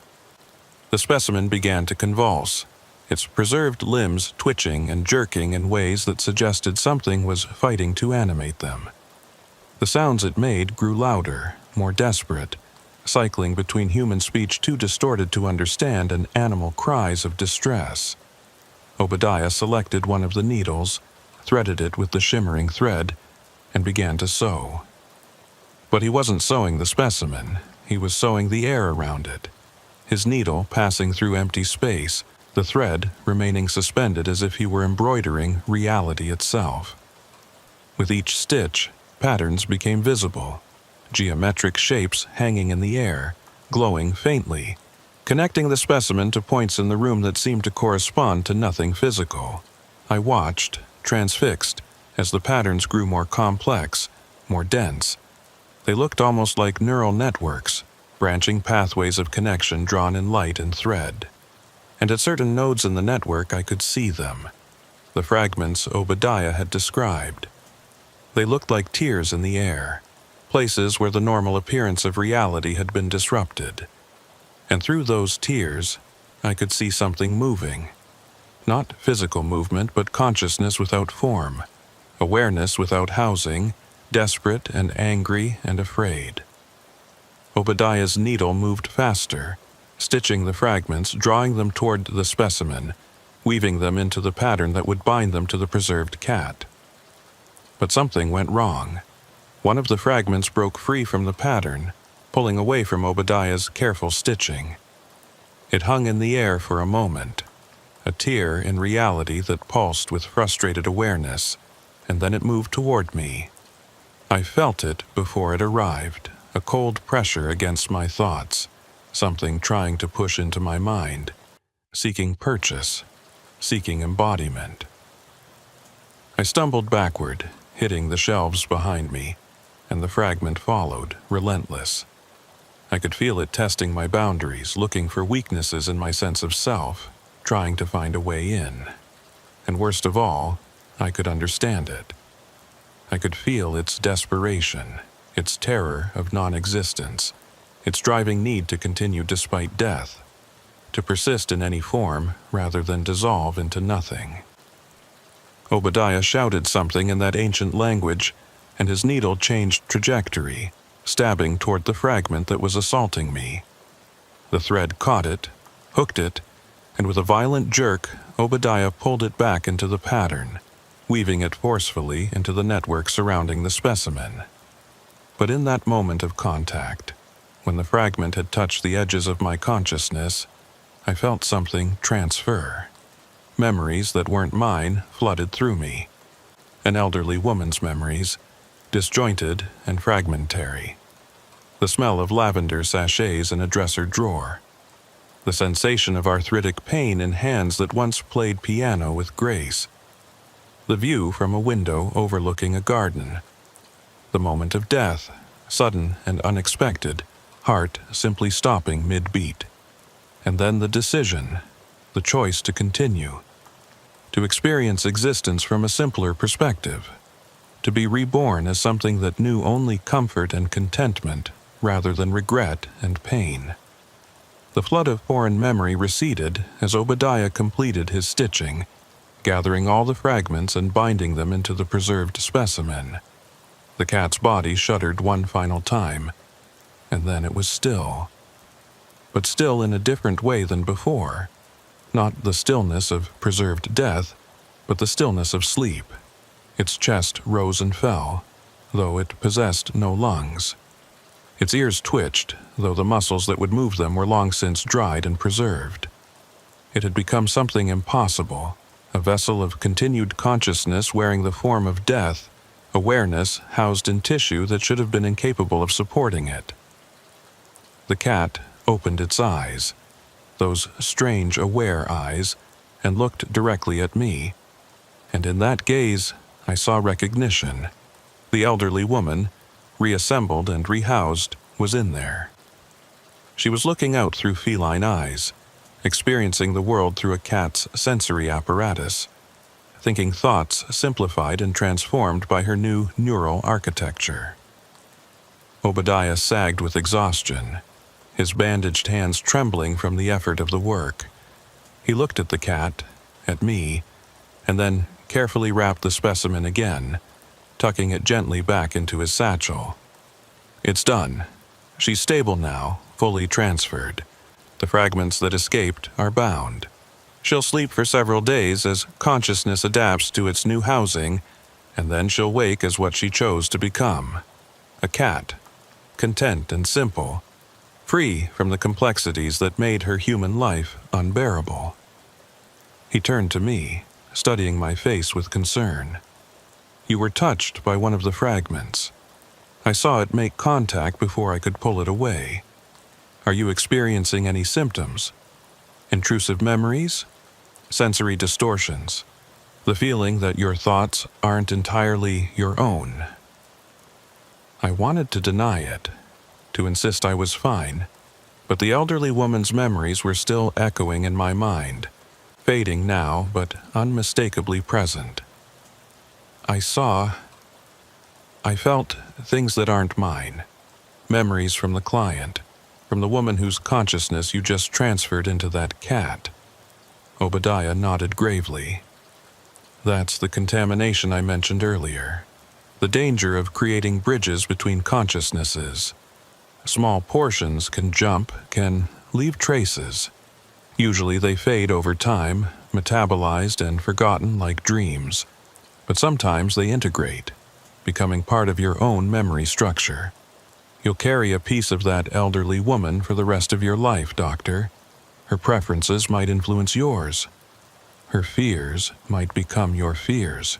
Her memories might surface unexpectedly, and you'll struggle to remember if they really happened to you or to someone else. The implications of what he was saying, if true, were staggering. My sense of self, my identity, had been compromised by contact with a fragment of someone else's consciousness. How could I trust my own memories now? How could I be certain which thoughts were mine and which were borrowed? Obadiah seemed to read my distress. It's not as terrible as you fear. We're all composite beings, Doctor. Every interaction with another person leaves traces, neurologically speaking. Their perspectives, their ideas, their ways of thinking, they integrate with our own. What you experience tonight is simply a more direct, more intense version of what happens naturally throughout life. You're still you, just slightly expanded, carrying a bit of someone else's story alongside your own. As I was processing this, trying to reconcile what I'd witnessed with my understanding of reality, Obadiah checked his watch. The movement was casual, but I noticed his expression change, a flicker of concern crossing his face. "What time is it?" he asked, though he'd just looked at his watch. I checked the wall clock. 2:47 a.m. Why? He began gathering his tools more quickly, his movements taking on urgency. "We need to finish this conversation elsewhere, not in this room. The hour is approaching." His cryptic statement sent a chill through me. "What hour? What are you talking about?" Obadiah's pale eyes met mine, and for the first time I saw genuine fear there. 3 o'clock in the morning, doctor. The hour when boundaries are thinnest, when the work I do becomes most dangerous. During normal hours, consciousness transfer is contained, controlled. But at 3 o'clock a.m., something changes. The fragments don't just seek embodiment, they become predatory. They actively hunt for hosts, and they're far more successful at forcing entry. If we're still in proximity to this specimen when the hour strikes, if we're in this enclosed space with so much residual energy from the transfer... He didn't finish the thought, but he didn't need to. We moved quickly back to the examination room, Obadiah carrying his satchel with the now sleeping specimen. Once there, with the door open and the bustle of the ER providing ambient human presence, he seemed to relax slightly. "You should know something else, Dr. Mercier. About the work I do, about why I came here tonight rather than completing the transfer at my workshop. It's not just because the hospital provides dilution of consciousness, it's because of the time. I needed to finish before 3 o'clock a.m. and I was running late. The client died at 2:15 this afternoon, and the preservation window is exactly 12 hours. After that, consciousness begins to dissipate beyond recovery, scattered too widely to gather. I had until 2:15 a.m. to complete the transfer. I finished the preservation and began the transfer process at my workshop around midnight. But the fragmentation I mentioned, it complicated everything. By 2 a.m., I realized I couldn't complete it alone, couldn't contain all the fragments by myself. That's when I injured my hands. I looked at his bandaged hands with new understanding. "You injured yourself deliberately, to have a reason to come to the hospital." He nodded. I needed assistance, even if that assistance was simply observation, witness, additional conscious presence to help anchor reality while I worked. One person alone at 3 o'clock a.m. attempting complex consciousness transfer, the risk of losing control is too high. But 2 people, even if one is merely observing, creates enough stability. Your presence, your attention, your conscious awareness, it helped anchor the pattern, kept the fragments from dispersing entirely. You saved that woman's consciousness, doctor, even if you don't fully understand how. I was about to respond when I noticed the clock. 2:55 a.m. 5 minutes until the hour. Obadiah feared. And as I watched, something began to change in the ER. Nothing obvious, nothing I could point to with certainty, but the quality of light seemed different, the ambient sounds slightly off. Other staff members continued their work, unaware, but I felt it. A thinning, a sense that the boundary between what was and what could be was becoming permeable. Obadiah felt it too. He stood up, clutching his satchel to his chest, his body tense with anticipation or dread. "It's starting," he whispered. 3 o'clock approaches, and the world shifts. Can you feel it, doctor? The way reality loosens becomes negotiable. This is why the old traditions chose this hour for their work, for transitions, for transformations, for crossing boundaries that are usually fixed. But it cuts both ways. What can be transferred in can also leak out. What should remain contained can escape. As he spoke, I noticed other patients in the ER beginning to react. An elderly man in the waiting area stood up abruptly, looking around with confusion as if he'd suddenly found himself in an unfamiliar place. A woman being treated for a minor laceration started crying, but when the nurse asked what was wrong, she said she didn't know, that she suddenly felt like she was remembering someone else's tragedy. At exactly 3 o'clock a.m., the lights flickered. Just for a second, barely perceptible, but in that moment of dimness, I saw them. Shapes in the periphery of my vision, forms that didn't correspond to the people physically present. They were shadows, but shadows that moved independently, that reached toward the living with something like hunger or longing or desperate need. I blinked and they were gone, but the sense of presence remained. Obadiah had gone perfectly still, his eyes closed, his lips moving in silent recitation of that strange language he'd used during the transfer. The specimen in his bag began to move again, more animatedly than before. I could hear it clearly now, not just vocalizing but speaking, words emerging from that impossible throat. Cold, so cold. Where am I? What happened? I can't feel my hands. I can't feel my body. What did you do to me? The voice was human, female, elderly. The client whose consciousness now inhabited the preserved cat. But there was distortion in it, interference, as if multiple voices were trying to speak through the same channel. Obadiah's eyes snapped open. She's waking early. The 3 a.m. effect, it's accelerating the integration. She shouldn't be conscious yet, shouldn't be able to vocalize for at least 3 days. The hour is forcing premature activation. He opened the satchel carefully, and the cat emerged, or rather, stood up within the bag, looking around with those too aware eyes. Its movements were jerky, uncoordinated, the consciousness within still learning to operate its new form. It looked directly at me and spoke again, the words slightly clearer now. "Doctor? You're the doctor who was there. You saw what happened. Help me. I don't understand what I've become." I asked to continue, asked to experience life from a simpler perspective, but this, I'm trapped. I'm locked in the wrong shape. He promised it would be peaceful, simple, but I can still think like a human. I can still remember everything I was, and now I'm imprisoned in a body that can't express it, can't interact with the world the way I need to. This was wrong. According to what Obadiah had described, the transfer should have simplified her consciousness, adapted it to feline neurology, created something that thought as a cat thinks.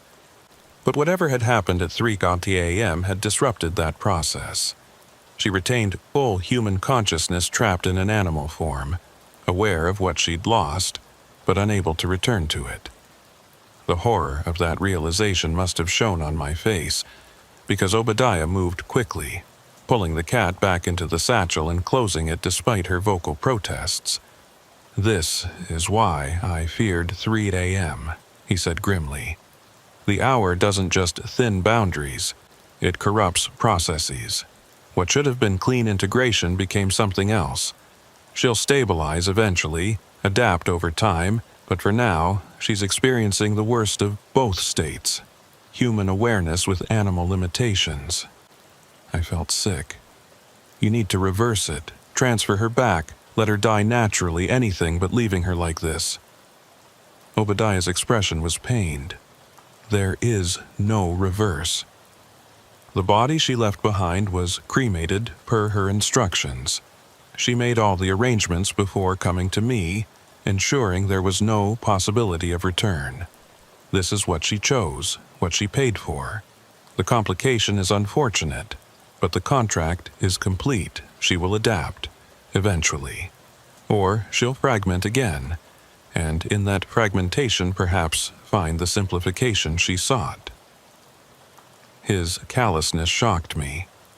"You can't just leave her suffering in that state. It's inhumane. I stopped, realizing the absurdity of applying human ethics to a situation that violated every principle of human experience. The clock read 3:03 a.m. now, and the strange quality to the ER was beginning to fade. Reality was solidifying again, returning to its normal state. The shadows I'd glimpsed were gone, the other patients settling back into their own identities.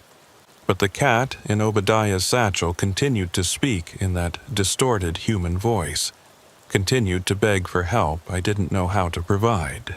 "I need to leave," Obadiah said, standing carefully. Being in a hospital during the aftermath of 3 a.m. is dangerous. Too much concentrated consciousness, too many people in liminal states between life and death. The residual effect can create unintended connections, unwanted transfers. I've seen it before. Hospital staff who suddenly carry memories from patients they've never met. Patients who wake from anesthesia speaking in voices that aren't their own. He moved toward the exit, but I stepped in front of him. "I can't let you leave with her, not in that condition. She needs help. She needs time," Obadiah interrupted. And silence. The more she tries to use human language, the more she reinforces neural patterns that won't serve her in her new form. She needs to stop thinking in words, stop trying to conceptualize as a human, allow the feline neurology to reshape her consciousness. It will happen naturally if she stops resisting. But your intervention, your sympathy, your attempts to help, they're actually making it worse, strengthening the very patterns that need to dissolve. I didn't know what to do. Ethically, medically, legally, none of my training covered this situation. A human consciousness had been transferred into an animal body, was suffering, and I had no framework for intervention. While I hesitated, Obadiah moved past me, walking quickly toward the ambulance bay exit. I called after him, "Mr. Glass, you need follow-up care for your hands. Those injuries," he turned back briefly, "will heal, or they won't. I've survived worse. But you, doctor, pay attention to what you remember over the next few days. Pay attention to preferences that feel new, memories that don't quite fit. The fragment that touched you left more than traces. It left a seed, and seeds grow." He disappeared into the pre-dawn darkness, taking his impossible cargo with him. I stood in the doorway, watching him go, and heard the cat's voice fading. "Help me, please, somebody. Help me. I don't want to be this. I don't want to." The sound haunted me. Haunts me still. I returned to my station and tried to continue my shift, but everything felt wrong, off kilter. I kept catching glimpses of things in my peripheral vision, shadows that weren't there, movements that didn't correspond to physical sources. The contamination Obadiah had warned about was manifesting, altering my perception in subtle but undeniable ways. At 3:30 a.m., I excused myself to the bathroom and stood at the sink staring at my reflection. My own face looked back at me, but there were moments when I saw something else overlaid. An elderly woman's face, lined with age, eyes full of a sadness I'd never personally experienced. The memories she'd left in me were surfacing more strongly now, no longer just isolated flashes but sustained sequences. I remembered childhood moments I'd never lived, remembered relationships with people I'd never met, remembered a husband's death that had devastated someone who wasn't me. The boundaries of my identity were blurring, and I didn't know how to stop it. Over the next hour, 3 more patients arrived at the ER, all of them complaining of similar symptoms. Sudden, intrusive memories, feeling like they were becoming someone else, experiencing emotions that had no source in their personal history. All 3 had been in the ER during the 3 a.m. hour. All 3 had been in proximity to where I'd witnessed Obadiah's work. The effect was spreading, residual energy from the consciousness transfer creating small tears in the boundaries between individual identities. I treated them symptomatically: anxiolytics, reassurance, psychiatric consultation. But I knew the truth. They were experiencing the same contamination I was. the same permeability that Obadiah's work had introduced into our contained environment. By the end of my shift at 7 o'clock a.m., I'd documented 6 cases of sudden onset dissociative symptoms, all connected by proximity to the supply closet where the transfer had occurred. I wrote careful, clinical notes that mentioned nothing of what I'd actually witnessed, framing everything in terms of possible toxin exposure or mass psychogenic illness. But in my personal journal, I wrote the truth, all of it, everything I'd seen and felt and understood. I wrote it because I needed evidence that it had happened, proof that I wasn't simply losing my mind, creating elaborate delusions to explain experiences I couldn't process. I went home after my shift but couldn't sleep. The elderly woman's memories were stronger during rest, surfacing in what should have been dreams but felt more like direct recollection. I experienced her life in fragments: childhood in rural Iowa, young adulthood during wartime, marriage and children, and the slow accumulation of years. But these weren't just memories. They came with emotional content, with the felt sense of having lived those experiences. They were integrating with my own neural patterns, becoming part of my autobiographical memory in ways I couldn't prevent or reverse. 3 days later, I noticed changes in my behavior. I'd started preferring foods I'd never liked before: applesauce with cinnamon, weak tea with honey, soft bread with butter.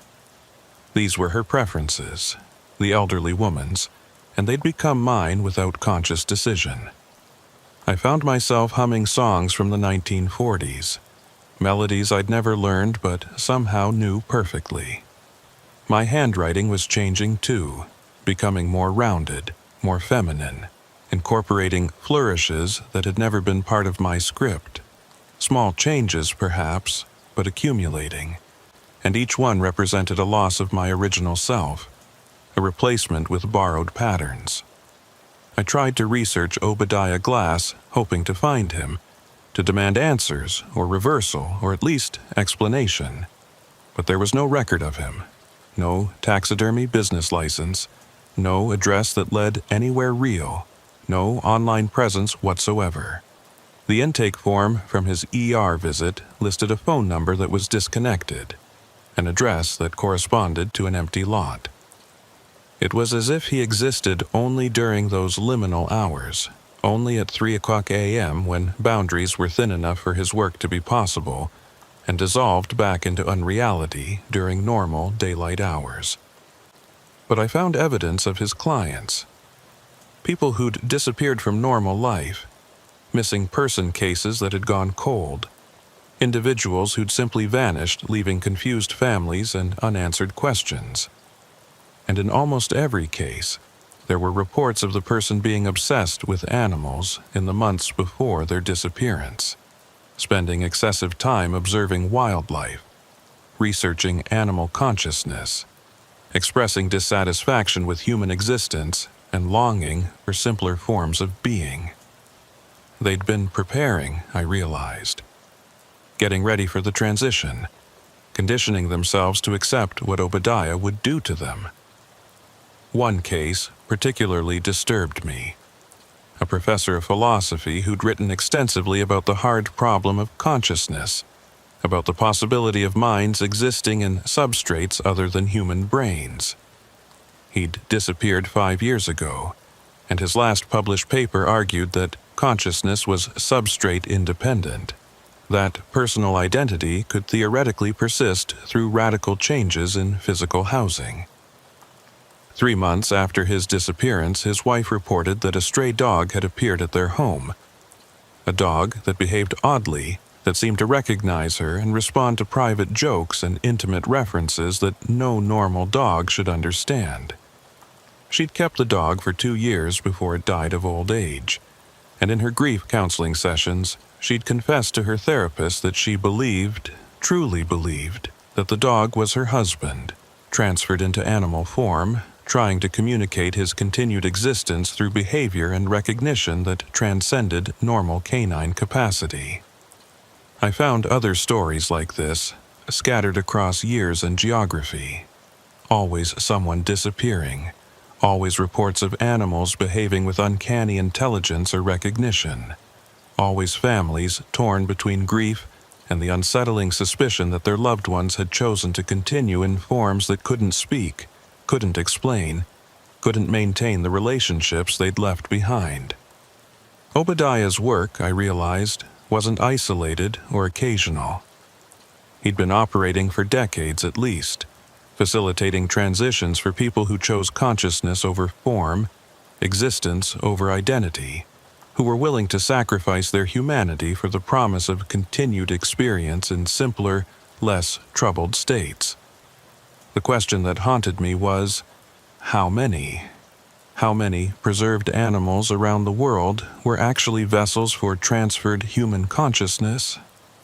How many household pets, zoo specimens, taxidermy displays contained awareness that was fundamentally human, trapped in forms that couldn't express their nature? The implications were staggering and horrifying, suggesting that consciousness was far more portable, far more resilient, far more strange than any scientific framework acknowledged. At night, I dreamed the elderly woman's dreams, or rather, I experienced what she was experiencing in her new feline form. I felt her confusion, her horror at her inability to communicate, her growing realization that the simplification she'd sought wasn't coming, that she was condemned to experience existence from within a form that couldn't accommodate her human thought patterns. I felt her trying to meow and producing that terrible hybrid sound, part animal cry and part attempt at human speech. I felt her looking at her paws and experiencing the existential terror of having hands but being unable to use them, having opposable thumbs that were now fused into pads and claws.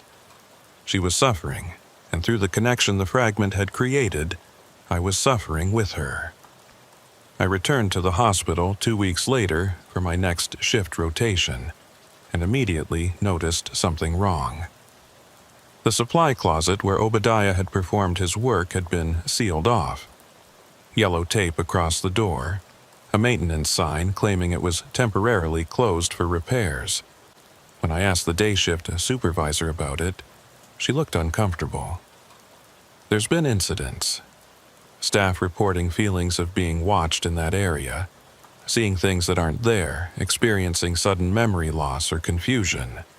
Administration is investigating, possibly mold in the ventilation system, possibly something else. Until they determine the cause, that closet is off limits. I knew better. The residual energy from the consciousness transfer wasn't dissipating. If anything, it was intensifying. The fragments that Obadiah hadn't successfully gathered, the pieces of awareness that had leaked out during the process were still there, still seeking embodiment, still trying to complete transitions that had been interrupted. The room had become a weak point, a place where the boundary between embodied and disembodied consciousness was permanently thinned. Over the following months, 3 staff members who'd worked in that corridor during night shifts reported neurological symptoms. Sudden onset of foreign language fluency. Skills they'd never learned but could suddenly perform. Knowledge they'd never acquired but could access perfectly. One nurse suddenly spoke fluent Italian despite having never studied the language, using idioms and regional dialect that matched perfectly with a region she'd never visited. When tested, she scored at native speaker level, but had no conscious memory of learning any of it. Another nurse developed sudden, expert-level piano skills, could sit at the hospital lobby piano and perform complex classical pieces despite never having taken lessons. The skills felt natural, instinctive, as if she'd been playing for decades, but they weren't her skills. They'd been transferred, leaked across from some fragment of consciousness still lingering in that sealed supply closet. I began to understand what Obadiah had meant about contamination being inevitable in his work. Every consciousness transfer leaked awareness, scattered fragments that sought new hosts, created unwanted connections between minds that should have remained separate. And at 3 o'clock a.m., when boundaries were thinnest, these leaked fragments became active, hunting for completion, for embodiment, for the chance to finish transitions that had been interrupted. The hospital, with its concentration of consciousness in liminal states, was the perfect environment for these fragments to find new hosts. How many patients and staff were walking around carrying pieces of consciousness that didn't originate in their own neural patterns? How many were composite beings without realizing it? Their sense of self contaminated by leaked awareness from Obadiah's work and the work of others like him? The elderly woman's presence in my mind grew stronger rather than fading. Her memories became more detailed, more vivid, sometimes more real than my own. I found myself crying over the loss of her husband, grieving for a man I'd never met, missing children who weren't mine. Her personality was asserting itself, creating a second awareness that coexisted with my own, commenting on my decisions, influencing my behavior. I was becoming a composite being, Dr. Lyle Mercier, with an elderly woman's consciousness grafted onto his own, two identities forced into uncomfortable coexistence within a single neural substrate. I returned to the supply closet one night around 2:45 a.m., using my credentials to override the lockout. I needed to understand what was left in that room, what residual effects persisted from Obadiah's work. The space was cold, much colder than the surrounding hallways, and there was a quality to the air that felt thick, resistant, as if I were pushing through something more substantial than normal atmosphere. I could see them more clearly here. The shadows, the shapes, the fragments of consciousness that hadn't found hosts. They moved at the edges of perception, reaching out with something like hunger, like desperate longing, like existential terror of dissolution.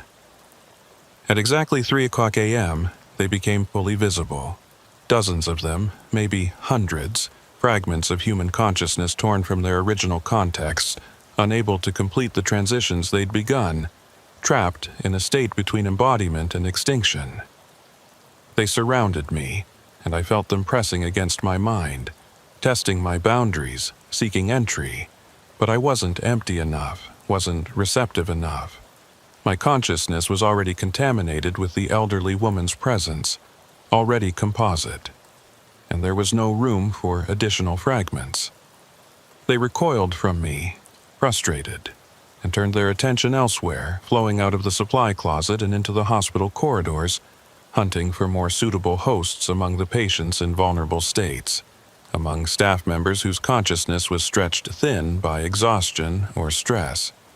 I realized then that Obadiah's single interrupted transfer had created an ongoing crisis, a persistent leak of consciousness fragments that would continue to seek embodiment indefinitely unless somehow resolved. Every night at 3 a.m., these fragments would activate, would hunt, would attempt to complete transitions that should never have been started. And with each successful fragmented transfer, with each contamination of a hospital worker or patient, the problem would worsen, creating more composite beings, more contaminated consciousness, more permeability in the boundaries that should separate individual minds. I filed a report with hospital administration, framing everything in terms of environmental factors, possible toxin exposure, electromagnetic field anomalies, structural issues affecting staff well-being. I recommended that the supply closet be completely renovated, stripped to bare walls, all materials removed and destroyed. My recommendations were accepted, and within a week, construction crews had gutted the space. They found nothing unusual, no mold, no chemical contamination, no structural defects. But the residual energy, the consciousness fragments, they dissipated once the physical space was eliminated. Removing the anchor point where Obadiah had worked, erasing the physical location where boundaries had been thinned, it somehow reset reality in that area, closed the weak point that had been created. But the effects on those who'd been contaminated, myself included, persisted. We all carried pieces of consciousness that weren't originally ours, all of us slightly composite, slightly other than we'd been before that night. I learned to live with the elderly woman's presence in my mind, her memories that had become my memories, her preferences that had altered my behavior. In a way, she'd achieved a form of immortality, not in the feline form she'd chosen, but as a fragment living within my consciousness, experiencing the world through my senses, continuing her existence as a passenger in my life. I never saw Obadiah Glass again, never found any trace of him beyond that one night, but I know he's out there, continuing his work, facilitating transitions for people who seek them, creating vessels of transferred consciousness in animal forms. And every preserved animal I see now, every piece of taxidermy in a museum or private collection, every mounted specimen sitting behind glass, I wonder, is there someone in there? Is there human awareness trapped behind those glass eyes, unable to communicate, unable to explain, forced to experience existence in a form that can't accommodate the complexity of human thought? The question haunts me more than any ghost could, because unlike ghosts, this is real. This is happening. This is what consciousness actually is, not some ethereal soul, but a pattern of information that can be transferred, copied, fragmented, contaminated, preserved in substrates that were never meant to house human awareness. The taxidermist's hands, those injured, bandaged hands, they haunt me most, because I understand now what caused those injuries, what made him cut and burn himself with such precision. The work demands sacrifice, demands sympathy, demands that the practitioner understand the form they're creating well enough to map consciousness onto it. Those cuts, those burns, they were practice, they were preparation. They were Obadiah learning to understand the pain and limitation of the forms he was filling with transferred awareness. Every scar on his body represented a client, a transfer, a consciousness successfully relocated from human to animal form. His flesh was a map of his work, a record of transformations facilitated over decades of practice. And somewhere in the city, perhaps nearby, perhaps far away, there's a gray tabby cat carrying an elderly woman's consciousness, experiencing existence from within a form that wasn't meant for human awareness, unable to communicate, unable to explain, suffering in silence because the transfer that should have simplified her consciousness was corrupted by the 3:00 a.m. hour, creating instead a hybrid awareness that's neither fully human nor fully feline. She's alive, technically. She continues. But at what cost? And was that cost something she truly understood when she made her choice, when she agreed to Obadiah's terms, when she chose consciousness over comfort, existence over identity? These are the questions I carry now, along with her memories, along with the fragment of her awareness that persists within my own. I am Dr. Lyle Mercier, but I'm also slightly her, whoever she was before she chose to become something else. We coexist uneasily, two patterns of consciousness forced into a single neural substrate by proximity to a process that should never have been interrupted, that should never have occurred in a hospital at 3:00 a.m. when boundaries are thinnest and consciousness most permeable. I carry her, and I carry the memory of what I witnessed, and I carry the knowledge that identity is far more fluid, far more transferable, far more contaminated than we pretend. The taxidermist's hands created something impossible, and I witnessed it, and that witness changed me permanently. I can never again believe in the sanctity of individual consciousness, in the inviolability of personal identity, in the clear boundaries between self and other. Because I've seen those boundaries crossed, pierced, dissolved. I've felt foreign consciousness touching my own, leaving traces, planting seeds, creating permanent alterations in who and what I am. And I know that somewhere in the world, practitioners like Obadiah continue their work, continue to transfer, continue to preserve consciousness in forms never meant to house it, creating a hidden population of transferred awareness living in animal bodies, trapped between states, experiencing existence in ways that violate every assumption about the nature of mind and self. The hands. Always I return to the hands. Those cut, burned, bandaged hands that created impossible transformations. They were tools, instruments, but also victims, sacrifices to the work they performed. And sometimes, late at night when I'm alone, I look at my own hands and wonder, what am I capable of creating? What could I transfer, preserve, transform? The knowledge is in me now, leaked across from Obadiah's practiced certainty, contaminating my own consciousness with the how and why of consciousness transfer. I could do it, theoretically, could facilitate the same transitions he facilitates, could help people escape their human limitations, could preserve awareness in forms that might outlast flesh, could create vessels of continued consciousness that experience existence through alien senses, alien neurology, alien forms. But I don't. I resist. Because I've seen the cost, felt the suffering, experienced the horror of consciousness trapped in the wrong substrate.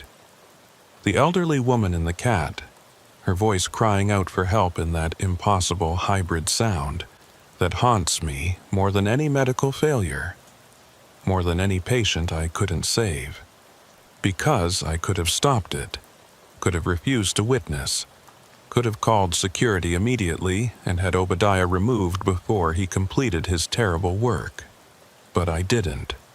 I stayed, I watched, I participated through observation, and in doing so, I became complicit in her transformation, in her suffering, in the corruption that the 3 a.m. hour introduced into what should have been a clean transfer. I am contaminated.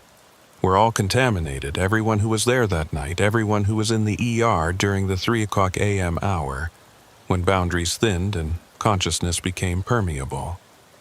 We carry fragments, memories, preferences that aren't our own.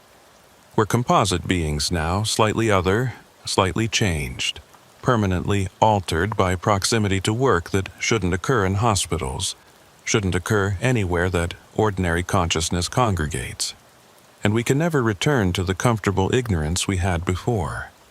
The belief that we're singular beings, discrete individuals with clear boundaries and uncomplicated identities. We know better now. We've felt the permeability, experienced the leak, carried the overflow of consciousness that had nowhere else to go. The taxidermist's hands. I dream about them constantly. In my dreams, those hands reach for me, offering transformation, offering escape from the burden of human awareness, offering the simplicity of animal existence. And part of me, the part that's been contaminated, the part that carries the elderly woman's longing for peace and simplicity, part of me wants to accept, wants to let those hands work their impossible art on my consciousness, transfer me into some form that doesn't carry the weight of medical responsibility, the burden of knowledge, the curse of awareness that's seen too much, understood too completely the fluidity and fragility of identity. But I resist. I continue.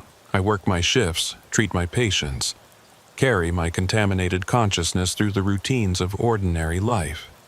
Because if I don't, if I surrender to the temptation of transformation, then I become like her, like the woman in the cat, like all the others who chose consciousness over form and found themselves trapped in states they never anticipated, suffering in ways they never imagined. Better to carry the contamination, better to live as a composite being, better to persist in this slightly compromised identity than to risk the complete loss of self that comes with transfer into forms that were never meant to house human awareness. The hands, the work, the hour, the fragments, the contamination.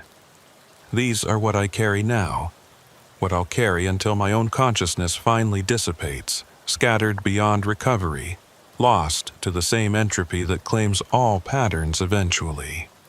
And when that happens, when I die, I wonder, will my consciousness fragment too? Will pieces of me leak out, seek new hosts, contaminate others the way I've been contaminated? Will future doctors carry traces of Dr. Lyle Mercier mixed with traces of an elderly woman whose name I never learned, creating ever more complex composites of consciousness that persist beyond the bodies that originally housed them? These questions have no answers. Only the certainty that I witnessed something impossible, that I was changed by that witness, and that somewhere in the city, a taxidermist with scarred hands continues his work, creating vessels of transferred consciousness one client at a time, one specimen at a time, one transformation at a time.